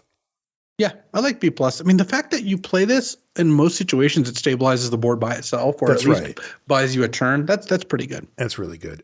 Shoot Down is 3 and a green for a sorcery at common, and it says exile target artifact, enchantment, or creature with flying. Is this going to cross the threshold of being main deckable? I think so. It's right there because of the artifact. There's enough artifact creatures. This is 4 mana sorcery, so it's never going to be like amazing. But yeah, you got to figure that some of the rares are going to be big flyers that you really want to kill. Enchantments are hard to kill otherwise. And if you just have to nab some, random prototype creature with it, you're probably happy or happy enough. Yeah. It looks like a C- or a D+ to me, but like I could definitely see it crossing the threshold to be like, okay, you want your first shoot down and that's it. I think you do want your first shoot down. I think it's kind of like a C as a result. Okay. Tanos' Tinkering is 3 and a green for an instant at common. Put 2 +1/+1 counters on target artifact, creature, or land you control. Untap that permanent. If it isn't a creature, it becomes a 0/0 creature in addition to its other types. So you can wake up a land, or you can just throw this on a creature Power Stone, but it makes it a 2/2. It doesn't. Yes. It doesn't make it like a 6/5/5. But it is just a combat trick on a creature, right? Yeah, on a creature, it's just 4 mana for 2 +1/+1 counters and untaps. This just always plays kind of medium. I would give it a D. Like the fact that you can make a land or a Power Stone into a creature doesn't add a whole lot. No, and a 4 mana combat trick, even if you get to keep the counters, is a bit too much. Yeah. Philagi Excavation is 3 green for a sorcery at uncommon. You create 3 tapped Power Stone tokens and gain 3 life. Oh, I like this card. Man, let me at this deck. This definitely needs to be in the Power Stone deck because otherwise you're spending a lot of mana on not much. But if you can use this like turn 5 turn 6 play a 9-drop artifact, yeah, like you're in it. So I'm in. Build around B for me. Yeah, I love it. And even if it's kind of stinky, I love cards like that. 2 more green cards. Gaia's Courser is 4 and a green for a 4/5 Centaur Soldier at uncommon. And whenever it attacks, if there are 3 or more creature cards in your graveyard, you draw a card. So that's a nice payoff for the self-mill deck. Yeah, I mean, 4/5 is tough to tussle with in combat. You can back it up with combat tricks or whatever, maybe even get multiple swings in with it. But if you can trigger it, that's business. So there's a good payoff. And it's not the worst just on its own. It's 5 mana 4/5. That would be a D+ or something like that. But, to me, this does push it up into the C+ B- range for that deck. Yeah, I like B- for Gaia's Courser. You really want to draw the card when it attacks. Like you want to build your deck such that that's mostly going to work. But if you can, the card is very good. Yeah. Gnarlroot Pallbearer is 4 green for a 5/5 common treefolk druid with trample. So 6 mana, 5/5 trample. And when it enters a battlefield, target creature gets +X/+X until end of turn, where X is the number of creature cards in your graveyard. Yeah, it doesn't give trample, right? It has trample, but it just pumps up something else temporarily and leaves you behind a 5/5 trample. I mean, if you're self-milling, I would play this guy. Yeah, you need the red enchantment to give this haste, so it can pump itself and attack for like 11. Now you're talking. This is a good 6-drop. You're getting 1/1 smaller than the kind of what you want, right? It's the Colossal Dreadmaw stats. But if this gives something +4/+4 the turn it comes into play, like opens the door for an attack and maybe enables a big swing, it's pretty nice. Yeah, not bad. My guess is that it's a D+, like it's a borderliner. But if you're in the self-mill deck, you probably play one Gnarlroot Pallbearer. You need to get critical mass on creatures. Multiples. Playing 1 on 6 and 1 on 7 is pretty hard. No, that is really good. Yeah, good point. I kind of like it at like C-. Okay, C- for the Gnarlroot Pallbearer. Now for the green artifact cards, the first one is Haywire Might. This is 1 mana for a 1/1 artifact creature insect at uncommon. And when it dies, you gain 2 life. And you can pay green and sacrifice it to exile target non-creature artifact or non-creature enchantment. So it's a little non-flying, by the way, little naturalize effect. Yeah, it can't kill creatures. That part's a bit rough.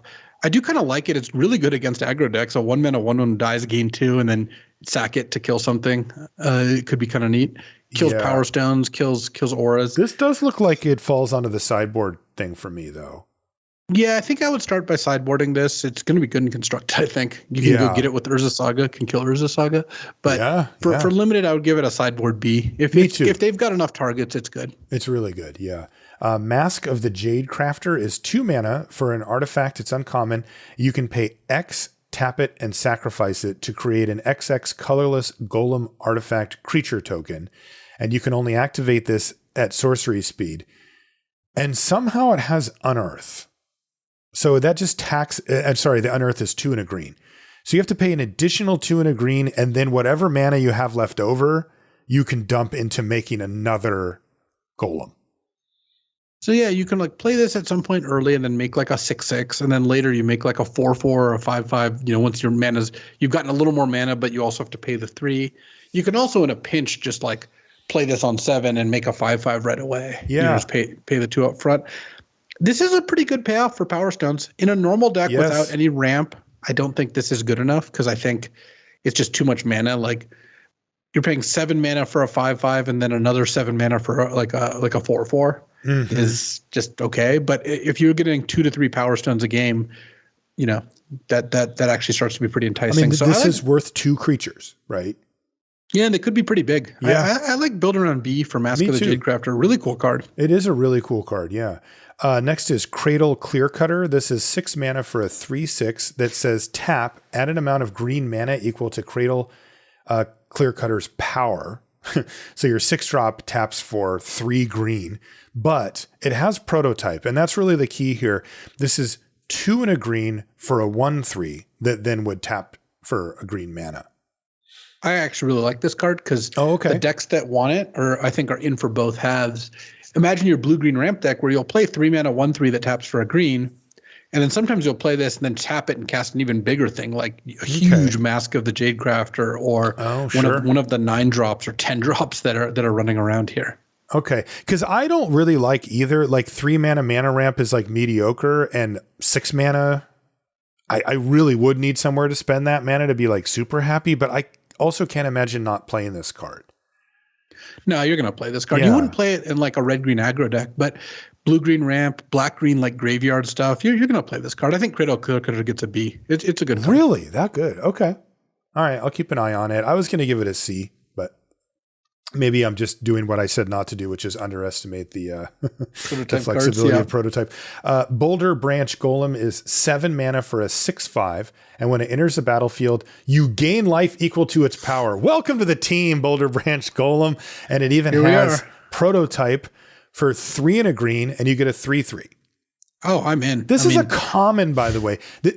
This is where Hill Giant ended up. Yeah. It's 4 mana 3/3 gain 3 or 7 mana 6/5 gain 6.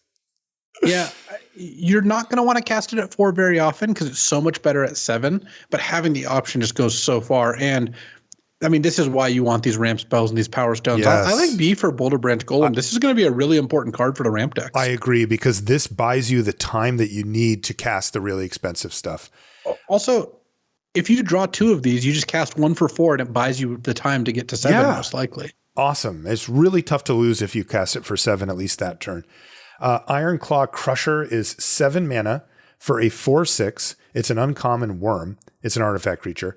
And it says whenever Ironclaw Crusher attacks, target attacking creature gets +X/+0 until end of turn, where X is Ironclaw Crusher's power. Wow. And it also prototypes for 2 GG. And interestingly, it's a 2/5, which is actually a really neat stat line for that triggered ability. Yeah. So it can pump itself. It can become an 8/6 or a 4/5 on the smaller mode. Yeah, and it can also pump other things. Also, if you giant growth it, then attack, you're really in business. Yeah.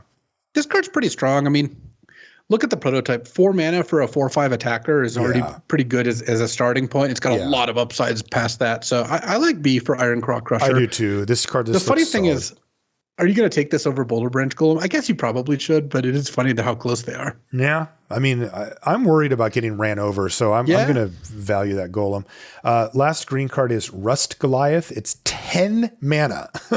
It's a common 10 mana, 10/10. It's an artifact creature construct, and it has reach and trample, and it has prototype for 3 GG, which gives you a 3/5 reach and trample. Yeah, this one's great. Is that common? This is where you dump all those ramp cards. This is why you need the Cradle Clear Cutter. Yes. You just get to play your 10 drops. And yes. This card's awesome. Like, I mean, Mammoth Spider, 5 mana, 3/5 reach, pretty solid defender. This gets trampled too. But then if you can hold out, if you can just, stand firm and wait till 10, you get your 10/10 at common. So I like C plus for Rust Goliath. I think it does two things that are both good for the deck, but it is pretty expensive. It's awesome. Yeah, man, that's a cool card. Okay, so let's see. Where does that bring us now? To white? Yes, to white. Okay, so first white card is Lay Down Arms. This is white for a sorcery. It's uncommon. It says exile target creature with mana value less than or equal to the number of planes you control. Its controller gains 3 life. So if it's for 1, it's unacceptable. 2 is probably already starting to be a card, and 3 is like fine. Yeah. Yeah, I would play Lay Down Arms reasonable. all day. Yeah, I'd play this for sure. I mean, it's going to be turn 5 or 6, and you're going to hit a 3-drop for 1 mana, and they're going to gain 3. But like, if you get to exile a 3-drop for 1 mana at any point during the game, that's good. Yeah, the litmus test is, can you get to 3 in a reasonably sized game, which means really 9 planes is enough to play this card. And I would like to play it at 10, but it seems pretty good. The giving them 3 life's a little unfortunate if you're aggro, but still the card is efficient enough that you should just play it. Yeah, I agree. I wouldn't give it a C plus or a B minus. Like it is efficient, but if you're running 10 or 11 planes, it's one thing. If you're running 9, it's another thing. If you're running less than 9, then you probably shouldn't play it. I'd give it a C plus for Lay Down Arms. Yeah, I like C plus. Loran's Escape is white for an instant at common. Target artifact or creature gains hexproof and indestructible until end of turn. Scry 1. I don't like these cards. Tricks that can't really help you win all that much, and I think that this one's not going to get there. So I think F for Loran's Escape. I just don't want to play this card. Yeah, you should try to avoid cards that are purely defensive. Meticulous Excavation is white for an enchantment at common. It has an activated ability. 2 and a white, return target permanent you control to its owner's hand. If it has Unearth, instead exile it, then return that card to its owner's hand. Activate only during your turn. This card is an F. Wow, that's it's terrible. Just too expensive. You just can't spend 3 mana to replay your creatures over and over again, like 3 plus their casting cost. Yeah, no. This isn't the 90s. Like in the 90s, this card could be good, but not here. So, not here. So F for Meticulous Excavation. Military Discipline is white for an enchantment aura. It's common. It has flash. It enchants a creature, and when it enters the battlefield, enchanted creature gains first strike until end of turn, and then enchanted creature just gets +1/+0. So it's a combat trick. You play it +1/+0 first strike, but then the +1/+0 sticks around. Wow. I don't actually like this very much. Looks like a D to me. Like you'll play it if you need it, but it's not great. I got D- on Military Discipline. It's just low impact. I mean, yeah, you might be able to win a combat, and that's okay, but I don't know. I'm not that impressed by it. All right, next up is Recruitment Officer. It's white for a 2/1 uncommon human soldier, and it has an activated ability of 3 and a white. Look at the top 4 cards of your library. You may reveal a creature card with mana value 3 or less from among them and put it into your hand, and then put the rest on the bottom in a random order. So it's kind of this like cheap aggressive creature that has this kind of expensive but like legitimate mana sink for later in the game. Yeah, I mean, this is the poster child for play this on turn 1, trade it for their 2-drop after you've gotten in 2 points of damage, or draw it on turn 7 and just start activating it because you've got nothing better to do. Yeah. I mean, turn 5, you can play it and activate it. Not your best turn 5, but I don't know. You don't need to hit too many times. And then I don't know how relevant it is for white or for this particular archetype or whatever, but you can Power Stone to reduce, right? So Yeah, you're not going to have that many like Power Stone plus three or less decks, but you'll have some because we're coming up on a Power Stone Engineer, which is a card that gives you basically a free Power Stone at low cost. So you'll end up with it. Yeah, I think Recruitment Officer is a C plus. Like you're pretty happy to have this card in your deck. Yeah, it just kind of hits both sides. Next is Survivor of Corliss. This is white for a 1/1 human soldier. It's common and it has first strike, and you can pay 1 and a white and exile it from your graveyard to scry 2. So we have like this one. A weird instance here, right? A 1/1 with first strike is, needs to be augmented to really do anything. Yeah, and it's not like lifelink where the payoff scales up a lot, right? When you have 1 on lifelinker and you give it +3/+0, all of a sudden you're really doing something. And then you can pay 1 and a white and exile it from your graveyard to scry 2, but that's just not that powerful either. Yeah. I'm just not sold on Survivor. Like it's not even so strong, getting a scry 2 that I would want to like discard or mill it, Right. So I'm pretty much just out on this. I think D for Survivor of Corliss. I think so too. It just feels like the impact is too low on both ends. Ambush Paratrooper is 1 and a white for a 1/2 flash flying human soldier at common, and you can pay 5 mana to give creatures you control +1/+1 until end of turn. I actually like this one quite a bit. It's a good mana sink for Power Stones as already creatures with activated abilities. It's a flyer, so it's getting in some damage, and then the 5 mana activated ability is pretty threatening too. Also, if you get to 7 mana, you can play and activate it all at once, for a little pseudo ambush thing. And, it's a soldier, obviously, cost 3 or less, all those things. I think this is going to be a C. I think you'll be happy with the first. You might play multiples, and it's a card you'll want in most of your heavy creature decks. Flash is also just like a little bit interesting. Not a lot, but just a little. Ambush 1/1. Yeah, exactly. Calamity's Wake is 1 and a white for an instant at uncommon. It says exile all graveyards. Players can't cast non-creature spells this turn. Exile Calamity's Wake. Just an F. Just an F. Deadly. How do you say this? Riposte? What is that? Riposte, I think. Riposte. I have this thing where I've read a lot, but a lot of words I've read many times I have never like said out loud to someone. Yeah, but you always know what the words mean. 1 and a white for an instant at common. Deadly Riposte deals 3 damage to target tapped creature, and you gain 2 life. And it is an instant, so. Oh, I'm in for this in control decks. Something. Yeah, for sure. Really good way to not die to early beats. Not very good in aggro, obviously, against any removal that hits tap creatures isn't what you're looking for. But I think there's a C plus in control decks and basically unplayable in aggro decks. Okay. Disenchant, the old school. Man, we got Giant Growth and Disenchant in here. 1 and a white for an instant at common, destroy target artifact or enchantment. Are we main decking it? I'm main decking the first one of these. I might main deck 2 even. This is so efficient. It's 2 mana instant speed. There's just a lot of artifacts in the set. Like, look, you're not going to blow up Power Stones or be excited to do so, but when they play their 7 mana prototype card, when they cast, Prison Sentence or, the blue Power Stone Subjugation or whatever, Weak Stone Subjugation, like disenchanting those can be really good. So I like Disenchant at C+. I think this is going to be a pretty solid performer. Yeah, it might look like a sideboard card, but it's probably going to be pretty main deckable. Phalanx Vanguard is 1 and a white for a 2/2 human soldier at common.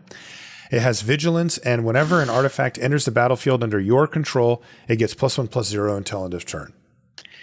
I just am not really a believer in this +1/+0 off artifacts thing. It just doesn't have that much of an impact. So you want a 2 mana 2/2 with vigilance that maybe attacks as a 3/2 sometimes? Sure. If you want a soldier that's cheap, like you're going to play this a lot. It's like a C-.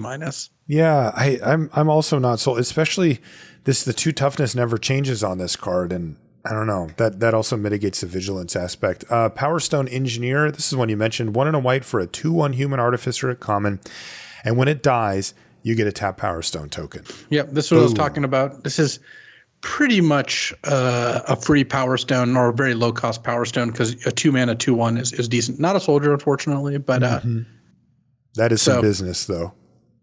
Yeah, this is good. This is a C+ as well. This is just a really solid creature. Yeah, I think you're going to be playing a ton of Power Stone Engineers. Recommission is 1 and a white for a sorcery. It's common. It says return target artifact or creature card with mana value 3 or less from your graveyard to the battlefield. If a creature entered the battlefield this way, it enters with an additional +1/+1 counter on it. Huh. I mean, I like this. That's actually not bad. You basically get a mana advantage when you get to get a 3 mana creature, and you get a +1/+1 counter. Yeah. And basically all it's asking is you play a lot of cheap stuff, because obviously if you end up with a deck that's too high on the curve, this doesn't even work. But I think this is like a build around B. Like if you're routinely getting a 3 mana creature back for 2 mana and a +1/+1 counter, you're getting ahead in the game. Yeah, you're looking to aggressively trade off your 2 and 3 drops to be able to recommission. Airlift Chaplain is 2 and a white for a 1/1 creature human cleric at common. It has flying, 3 mana 1/1 flyer. And when it enters a battlefield, you mill 3 cards. You may put a plains card or a creature card with mana value 3 or less from among the cards milled this way into your hand. If you don't, it gets a +1/+1 counter. Nice. Yeah, this is good. It's a 3 mana for a 1/1 flyer or a 2/2 flyer, and in the 1/1 version comes with another card. So it shows you how much of a joke Inspiring Overseer was, but still, this card is pretty good. It fits nicely in the 3 or less theme. It also puts creatures in the graveyard for recommission or things like that. And flying makes the counter on this a lot more appealing than some of the other cards in the cycle. So yeah, looks really good. Like the curve of Power Stone Engineer into Airlift Chaplain looks very strong. Like that's 2 really good commons that you'll see back to back a lot. Are you at B- on this or C+? I'm not. I think I'm still C+. But if it's like built around enough so that it's basically draw a card, then I'm at B. Yeah. Prison Sentence is 2 and a white for an aura, an enchantment aura. It's common. It enchants a creature. When Prison Sentence enters the battlefield, you scry 2. An enchanted creature can't attack or block, and its activated abilities can't be activated. Nice. Straight up B. Yeah. I mean, scry 2 plus arrest is great. So B for Prison Sentence. Very good. Union of the Third Path. This is 2 and a white for an instant at common. Draw a card, then you gain life equal to the number of cards in your hand. No, probably not. I mean, this is still very close to just like a very clunky cycle, right? You're gaining a bit of life, but like you're spending too much mana. Yeah, I need a payoff for gaining life, right? Like that. I'm kind of wondering if there's some Union of the Third Path control deck where you're like, cast this, gain 6, cast this, gain 7. Mm-hmm. You buy a lot of time with it, but yeah. It's kind of a good rate. Like casting this and gaining 5+ life is a good card. I mean, you'd put 3 mana, gain 6 life, draw a card in your deck. I just think it's going to be gain 2. Why do you have so few cards in your hand? Well, because you're going to cast your spells first. You're like, turn 3, run it out there. And I could have played a creature. I mean, if you gain enough life off of this early, like it can let you take a turn off to do other stuff. So. Wasn't there a 1 and a white gain 3 draw card that was in a set with like vampire payoffs that actually cared about life gain? And even then it was like fringe playable. I think it was 3 mana. Was it 3 mana? Okay. But no, there was a 2 mana version. Yeah, sorry. It was the M20 or M21 or something. Yeah, with the black-white vampire stuff. Yeah. And if that was probably even not going to get there. I'm just trying to live the dream. It's probably like a D because it can't be that bad to put it in your deck, but it's not great. Right. Warlord's Elite is 2 and a white for a 4/4 human soldier at common, and it says an additional cost to cast it, tap 2 untapped artifacts, creatures, and or lands you control. So it's straight up a 5 mana 4/4 with no tricks. You can just play this for 3, then tap 2 lands. But you can cast it with Power Stones effectively, and more relevant for white, you can go 1 drop, 2 drop, cast this on 3. Yeah. I like it. I kind of do too. As part of an aggressive curve out, it's a 4/4 and you can get it down pretty early. Yeah, I like C for Warlord's Elite, but there's some decks that can really make use of it. And if you just have to tap 5 lands for the thing, it's like, sure, it's a creature. Yeah. Yoshin Medic is 2 and a white for a 1/4 lifelink. It's a human cleric soldier at common. So the main thing this has going for it is it's a 3 mana soldier. So it kind of hits a bunch of different themes, the 3 or less plus the soldier theme. But a 1/4 lifelink without the life gain theme, like you said, there just isn't really a payoff for gaining life. I'm not really in for the Ocean Medic. This gets a D from me. Me too. I think that a lot of these creatures kind of assume that you're going to be augmenting them with auras because there seem to be a ton of those in the set. So if that's the case and we do it a lot, then this does get bumped. But Loran, Disciple of History, is 3 and a white for a 3/3 legendary human artificer at uncommon. And whenever Loran or another legendary creature enters the battlefield under your control, return target artifact card from your graveyard to your hand. Yeah, weird kind of legendary call out here, but 4 mana Mhm. for a 3/3 artifact Gravedigger is already good enough. Yeah, we had Like, that in what's it called? In OG Dominaria, right?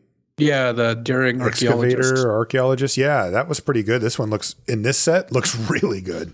Yeah, a lot of ways to get artifacts into your graveyard. So I'm kind of at B for Lauren, Yeah. assuming you've got enough artifacts to bring back something. Yeah, I think you just hang on to this until you can get that value. Static Net is 3 and a white for an enchantment at uncommon. When Static Net enters the battlefield, exile target non-land permanent an opponent controls until Static Net leaves the battlefield. And when Static Net enters the battlefield, you gain 2 life and create a tap Power Stone token. Yeah, this is Dang. great. Static Net's like an A-. Like, exile anything, get 2 life, get a Power Stone. That's incredible. Yeah, it's like Prayer of Binding, right? Except Yeah. instead of Flash, you get a Power Stone, which I think is better. It's just and better. Prayer of Binding was already good. So Yeah, I actually think you're right because the 2 life is a big swinger too. yeah. All right, A- for Static Net. Thopter Architect is 3 and a white for a 2/3 human artificer at uncommon. Whenever an artifact enters the battlefield under your control, target creature gains flying until end of turn. This does not have flying. No, but I think this card is going to be pretty threatening when you have it in play. Like, Yeah. there's a lot of cards that make artifacts or are artifacts, and Is it worth paying the cost of having a 2/3 non-soldier for 4? sometimes. Yeah. I think that where this is going to probably shine more than like white blue, which already has a lot of flyers and whatnot. And so like the soldier deck, maybe not as much, but like imagine this in like a white green deck that's got some like Yeah. big creatures and some ramp. Yeah, that's pretty good. Along those lines. Even Or, in red. yeah, or like a white black, like kind of more controlling deck that, you know, is recurring the 3 or less guys, and all of a sudden you just play this and just give 2 creatures flying. So yeah. So where are you at on it? I think it's like a build around B where like if the Okay. ability fits in your deck, it's going to be pretty effective. Yeah. A lot of decks just can't play it. That's kind of the definition of a build around, right? Okay, yeah. I like that. That because I think people are just going to throw this in their deck and get a creature up in the air once in a while. And that's not great. Aeronaut Cavalry is 4 and a white for a 3/4 human soldier at common. It's got flying. And when it enters the battlefield, put a +1/+1 counter on another target soldier you control. Nice. Yeah, if you That's a get good the curve counter topper. reliably, 4 or 5 stats for 5 mana is good. It's a flyer. Like you don't need a whole lot more than that. I think you're not going to play more than like 1 or 2 of these, but Yeah.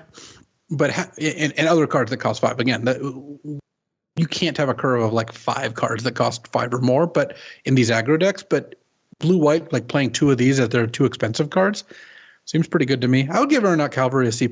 Me too. And it's a nice common curve topper if you don't get something better. Great Desert Prospector is 4 and a white for a 3/2 human artificer at uncommon. And it says, when it enters the battlefield, create a tap Power Stone token for each other creature you control. Whoa. And this one's intense because it doesn't create one for itself, but so it's expensive and you're getting ramp after 5 mana, but this can make like 5 Power Stones. It can. And we have seen many, many ways to spend that mana after 5. So yeah, this is again I'm a build in. around because you have to be doing some specific stuff, which is to say have expensive cards and enough creatures and be able to play this. But it's a build around B because when this goes off, this is going to go off. It's going to find a mother load. And yeah, you're going to be like, whoa, Power Stones are us. Thopter Architect into Great Desert Prospector, GG. Yep. Repair and Recharge is next. It's 3 white for a sorcery at uncommon. It says return target artifact, enchantment, or planeswalker card from your graveyard to the battlefield, and you get a tap Power Stone. I'm less excited about this. You have to pay the full 5. Like, well, it also doesn't get creatures back. oh, it doesn't get creatures at all? Oh, then I'm just way off of it. Yeah. So it can get artifact creatures technically? I was waiting to pull that whammy. Yeah, it can get an that is artifact creature, but it's terrible. only artifacts, enchantments, or planeswalkers. Yeah, no. Probably an F on repair and recharge. You'd have to have a pretty specific deck before you're running this thing. Yeah. I mean, imagine enough of the 2/1 rummaging dog plus this and some like 10-drop artifacts. Like, combo acquired. How about this? We've got one more pure white card, and we'll take a look at the prototypes. See if there's something sweet. Mass Production is 5 and a white for a sorcery at uncommon, and it says create 4 1/1 colorless soldier artifact creature tokens. Man, this Thopter Architect does have 2 cards that cost more than it now that can just like get the whole entire team in the air. Kind of funny. Yeah, no, that's relevant to evaluating Thopter Architect. I think for mass production, it's a little too expensive to just put in a deck. Yes. But there's a lot of ways to use this. Are you playing a soldier deck? That I'm a little more dubious on, because unless you have a bunch of the +1/+1 to all soldiers card, it's a little thin still. But do you care about having a bunch of artifacts in play? Do you are you the go wide red-white deck? Like there are definitely ways to make use of this.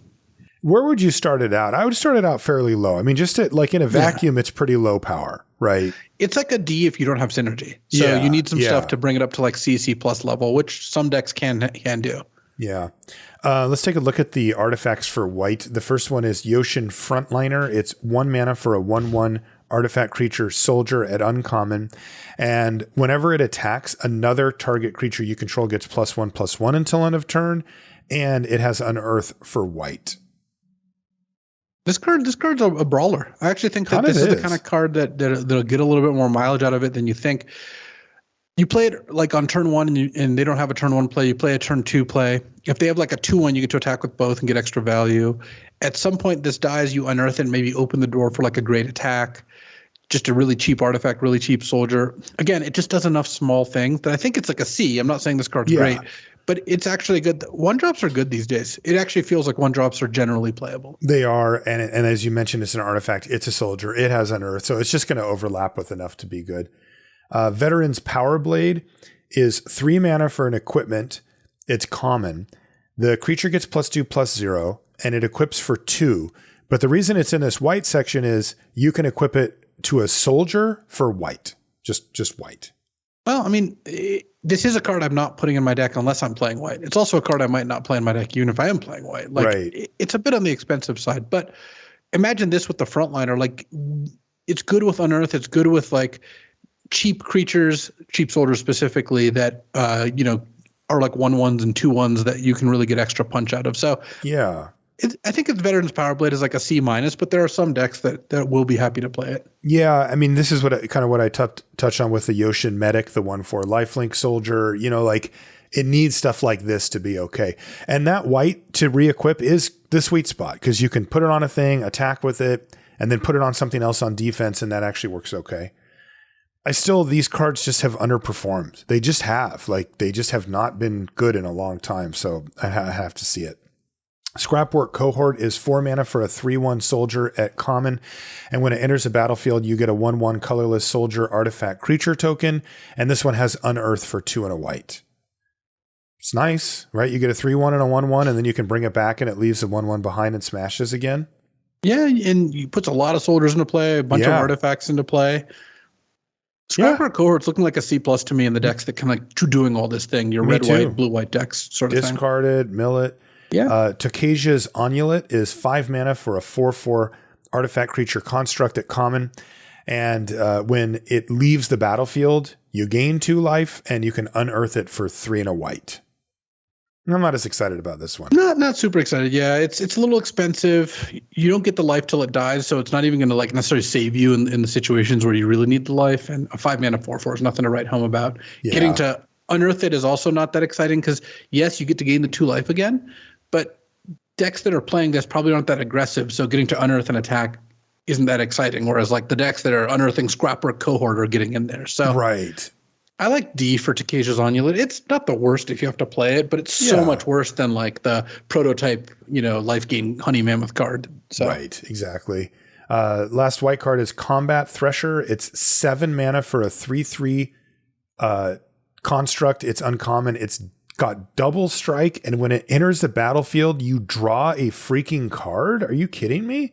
And it has prototype for 2 and a white. Okay, fine. You're only getting a 1/1 double strike, but you're still getting the card. Dang. Oh, this card's great. I would give it a B. Like, yeah, easy. 2 and a white for a 1/1 double strike draw card is fantastic. And then later in the game, might as well just make it a 3/3. Why not? Wow. Okay. That's awesome.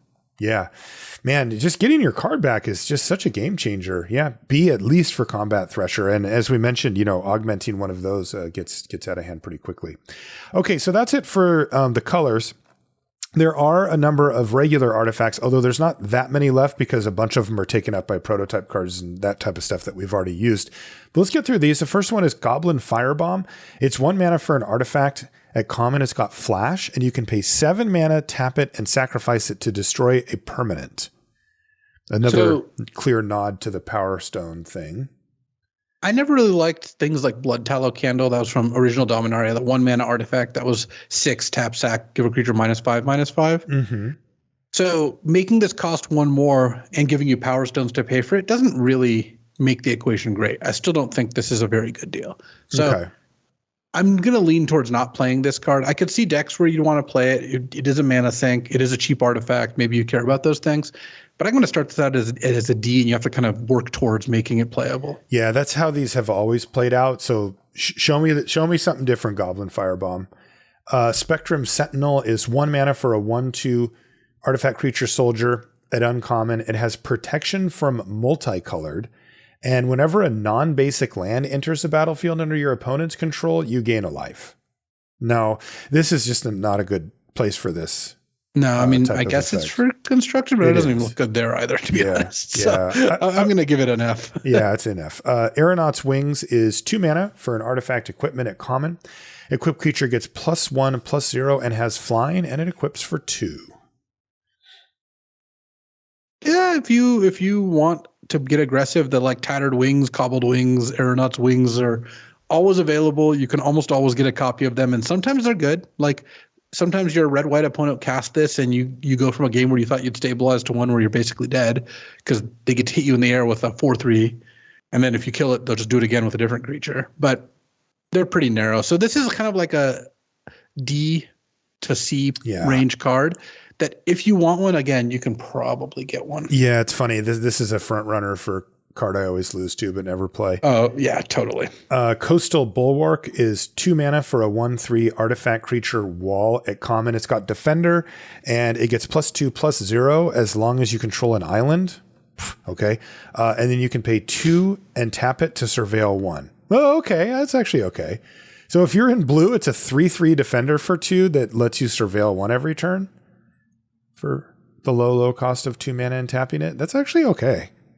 Yeah, I don't think you're going to play this outside of blue deck, so I guess maybe it's kind of a blue card, a sneaky blue card. But in the blue deck, I mean, a good way to use Power Stone mana and a 2 mana 3/3 blocker. I mean, that's your bread and butter. You're all over that. I am. I love these.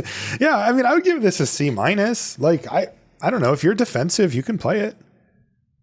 Surveil 1 is powerful too. Like there's a ton of graveyard stuff. Energy Refractor is 2 mana for an artifact at common, and it says it enters the battlefield. When it enters the battlefield, you draw a card, and you can pay 2 to add 1 mana of any color.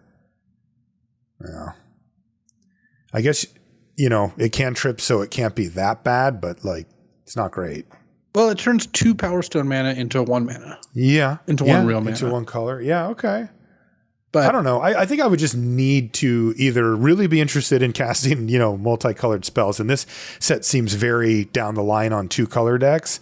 Or I just really need to have artifacts either enter the battlefield or be on the battlefield to play an Energy Refractor. And then I would. I don't know. It cantrips and it's 2 mana.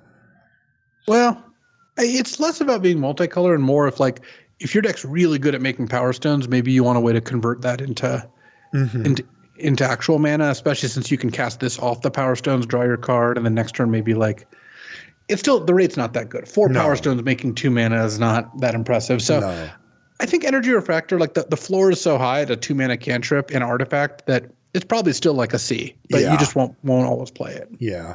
Levitating Statue is 2 mana for an artifact. At uncommon, the artifact has flying, and whenever you cast a non-creature spell, put a +1/+1 counter on it. There we go. You can pay 2 mana to make it a 1/1 construct artifact creature token, or artifact creature until end of turn. So it's a flying artifact that's picking up all these counters, but until you actually dump the mana in, it's not doing anything. Yeah, and I guess you're playing it in your prowess decks where you're trying to get 3 or 4 counters on this, and then you start paying these cards. I know that it's really easy to be like, you play it on turn 2, and then you play some stuff, and then you kill them. But it's like you draw this on turn 7, and you're just not loving your life. Yeah. This looks awful to me. Yeah, I'm not liking it. This looks like an F to me. It does to me too. Mine Worker is 2 mana for a 2/1 artifact creature assembly worker at common. And it says tap, you gain 1 life. If you control creatures named Power Plant Worker and Tower Worker, you gain 3 life. Are you serious right now? You gain 3 life instead. Such a troll. I wouldn't like, these cards aren't worth trying to assemble Tron. I know people will try to do that because it's fun, but and that's valid. But when you're trying to win, trying to get Mine Worker, Tower Worker, and Power Plant Worker out at the same time is kind of a fool's errand, because when you actually get close, they'll kill one, and they're not even like that good. Yeah. So, how do we feel about a 2/1 that gains me 1 life a turn? That's actually not bad. I think the card's fine. I'd play Mine Worker if you wanted a cheap creature. Yeah. Again, I think that, it keeps coming back to like, do you care about artifacts either entering, being on the battlefield, or being in your graveyard? Then Mine Worker goes up a bit. Yeah. It looks like a D+ to me. I think it's a D+, yeah. Thran Power Suit is 2 mana for an artifact equipment. It is uncommon. Equipped creature gets +1/+1 for each aura and equipment attached to it, and has Ward 2, and it equips for 2. So it's going to get +1/+1 because of itself. Yes, and Ward 2. It is horrendously. I hate cards like this.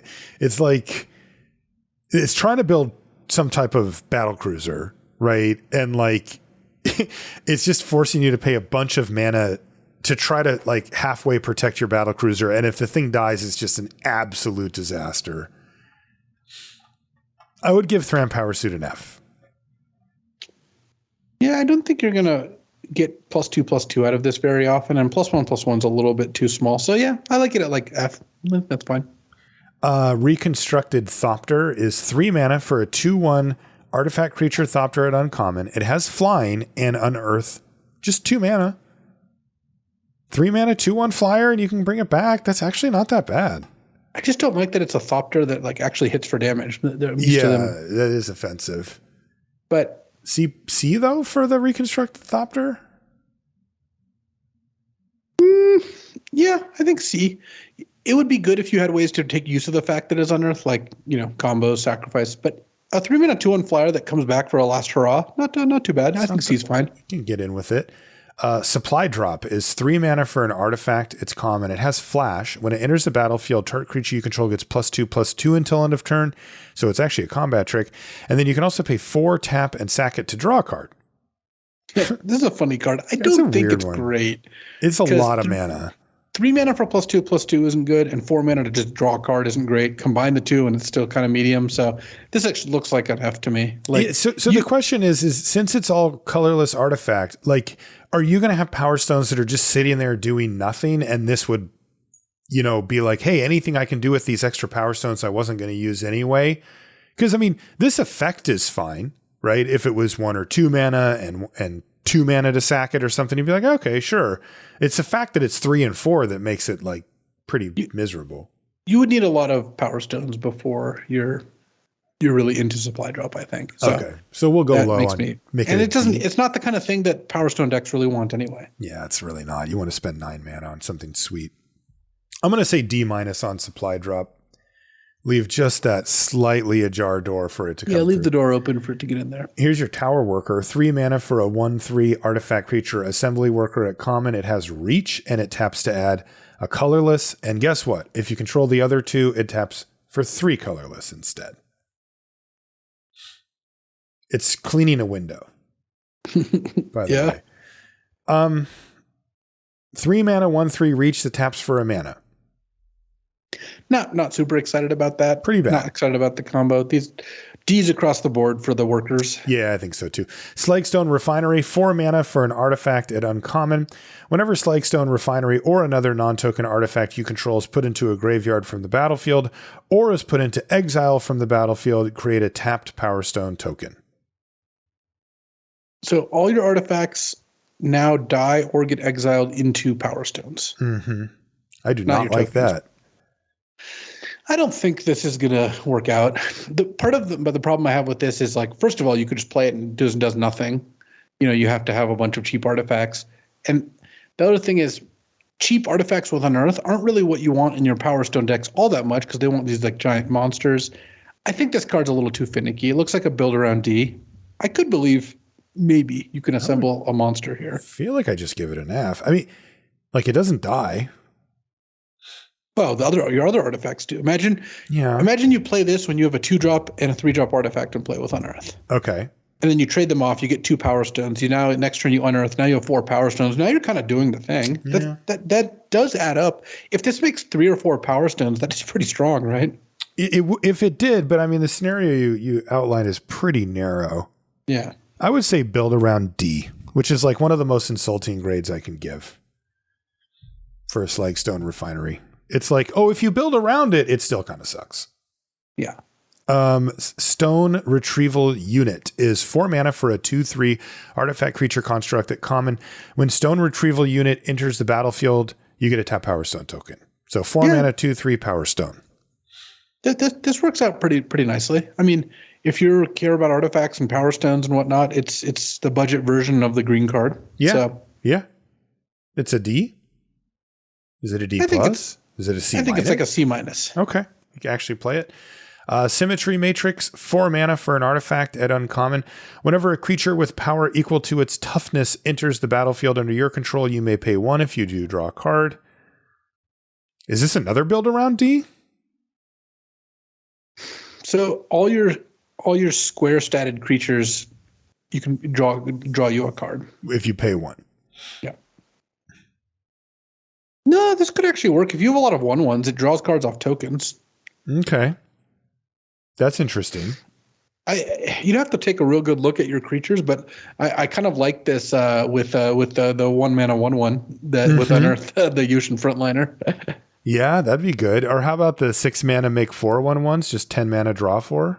Well, that's a little harder, yes. But yeah, no, I think it's like a build around C. Like I think that you can build some decks where this will be okay. That sounds kind of cool. Power Plant Worker is 5 mana for a 4/4 artifact creature. Assembly Worker at common. You can pay 3 to give it +2/+2 until end of turn. But if you control all of them, it gets 2+1/+1 counters until end of turn, and you can only activate it once. So another D.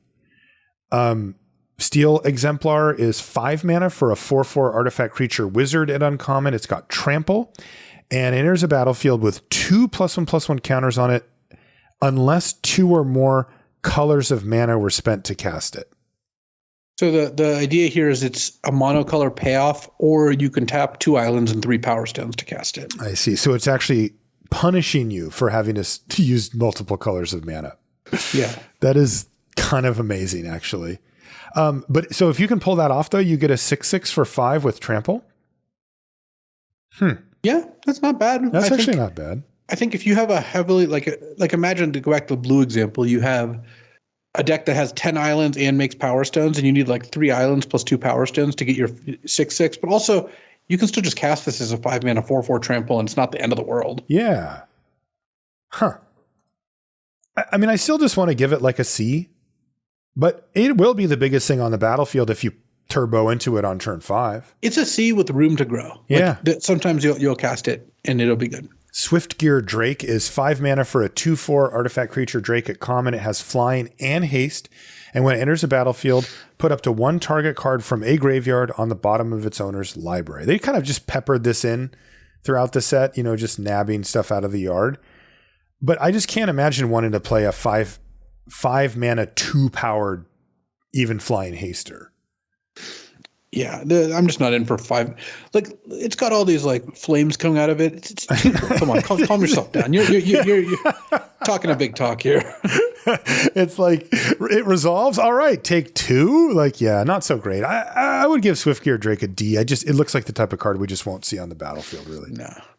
Argivian Avenger is 6 mana for a 5/5 artifact creature shapeshifter at uncommon. You can pay 1 until end of turn. Argivian Avenger gets -1/-1 and gains your choice of flying, vigilance, death touch, or haste. Throwback to Joda's Avenger. Yeah. So 6 mana. It can be a 4/4 flying. Giving it vigilance is pretty weak. Giving it death touch is okay. Giving it haste is not going to come up that often. Yeah, this looks just okay. I don't like this. Kind of expensive upkeep. This looks like a D to me. Argivian Avenger, you're paying too much for what you get. Yeah, and why do I have to get small? Like, why can't I just keep all the stuff? Suchi Cave Guard is 8 mana for an 8/8 artifact creature constructed uncommon with vigilance and ward 4. And when it dies, you add 8 colorless mana. Until end of turn, you don't lose this mana as steps and phases end. So if it dies in combat, you can still cast something. Will Suchi throwback here? Oh, man. But it is worth noting, there's no cheaper. Like, this is not a prototype. This is an 8-drop. You got to pay the 8 ball for this. So obviously, you need to be interested in Power Stones, I guess. How do you feel about 8/8 Vigilance Ward 4? So in the ramp deck, sure, you can maybe cast this, right? Yeah. Like you can ramp into it. I don't think Suchi Cave Guard is going to be a very in-demand card, because imagine you could put this in your deck and it's like, wow, look at this great payoff. If I hit 8 mana, I get this 8/8. And it is good. Like the card is pretty big, and Ward 4 is nice.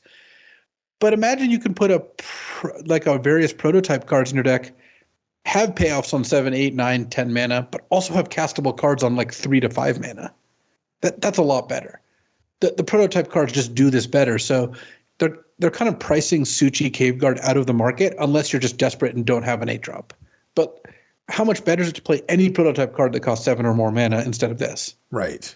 Just much better. It's just a much better. Like, it's a stronger mechanic in general. Right. What do you want to grade it?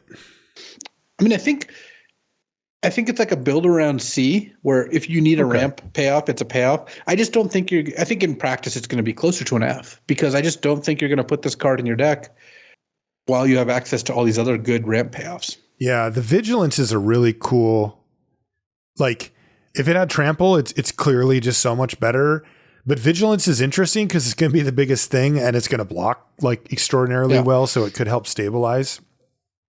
Yeah, I want to like it for the blue-green or, whatever Power Stone ramp deck, but it does seem a little bit, it misses the mark a little bit. Yeah. 3 more cards. They're all lands. The first one's uncommon. It's called Demolition Field, and it's a land that adds colorless, and then you can pay 2 tap and sacrifice it to destroy target non-basic land an opponent controls. That land's controller may search their library for a basic land card, put it onto the battlefield, and then shuffle. You may search your library for a basic land, put it on the battlefield, and then shuffle. It's exactly Is Field this of Ruin. different from or not? Yeah, what's it called? Not Field of Ruin, the other one, right? No, Field of Ruin. Oh, what was I thinking of? Anyway, go on. Something incorrect. It's if you want 8 Field of Ruins and constructed, I guess, or just a reason to just reprint Field of Ruin with a slightly different concept. But sure, this is just straight up Field of Ruin. I can't. At any rate, I can't tell the difference. It's not for us, right? There's only 3 non-basics, at least at the non-rare. So, no. F. Yeah, I mean, it's possible that. Hold on, let me look at the rare lands just in case. No, there's not really any. I mean, you can't put this in your deck even if there's like amazing rare lands, right? Like, well, no, you can. If your mana's good enough and they have Mishra's Foundry, or maybe they have Blast sideboard Zone. it. I mean, you're not main decking it. Yeah. So it's like a sideboard card. But yes, it's an F. You're not putting this card in your deck. All right, sideboard C or something. Evolving Wilds is in this set, so it is a land that taps. You can tap it and sacrifice it and search your library for a basic land card, put it onto the battlefield tapped, and then shuffle. In 2 color decks, you'll play one of these, sometimes even 2. It's fine. Usually gets about a C or a C minus. And then there's Tokasia's Dig Site, which is a land at common that says it taps for colorless, or you can pay 3 mana and tap it to surveil 1. That's interesting, actually. Not great. I think Tokasia's Dig Site is the kind of card where if you've got lots of Power Stones and your mana's good, you're playing like a 2-color deck with good mana, not any of the cards that key off basic lands. Maybe you can fit one of these in, but I bet this is going to get overplayed. It's closer to an F than it is a C. Yeah. And it's like, it's like a D minus. Yep. If I were to give you a short example or a short answer, it's don't play this card. The slightly longer answer is I believe I'll play this card twice in the format, maybe. Yes. It is looks okay, and then it's not. It's usually the what is it? The squeeze isn't worth the juice. The juice isn't worth the squeeze. Yeah. Okay, that's going to do it. That is all the cards from Brothers War. It is a violent plane apparently that we're on, and it's going to be interesting to downshift into just a regular 2-color set, but with this whole Power Stone Mana Sink thing floating around as well. All I know is I love Prototype. That's a very simple mechanic, but it's definitely the type that I like, and that type of mechanic often is in sets that become some of my favorites. So hopefully that will be the case here. That's going to do it for this one. If you want to find us on social media, I'm Marshall_LR and Luis is LSV pretty much everywhere.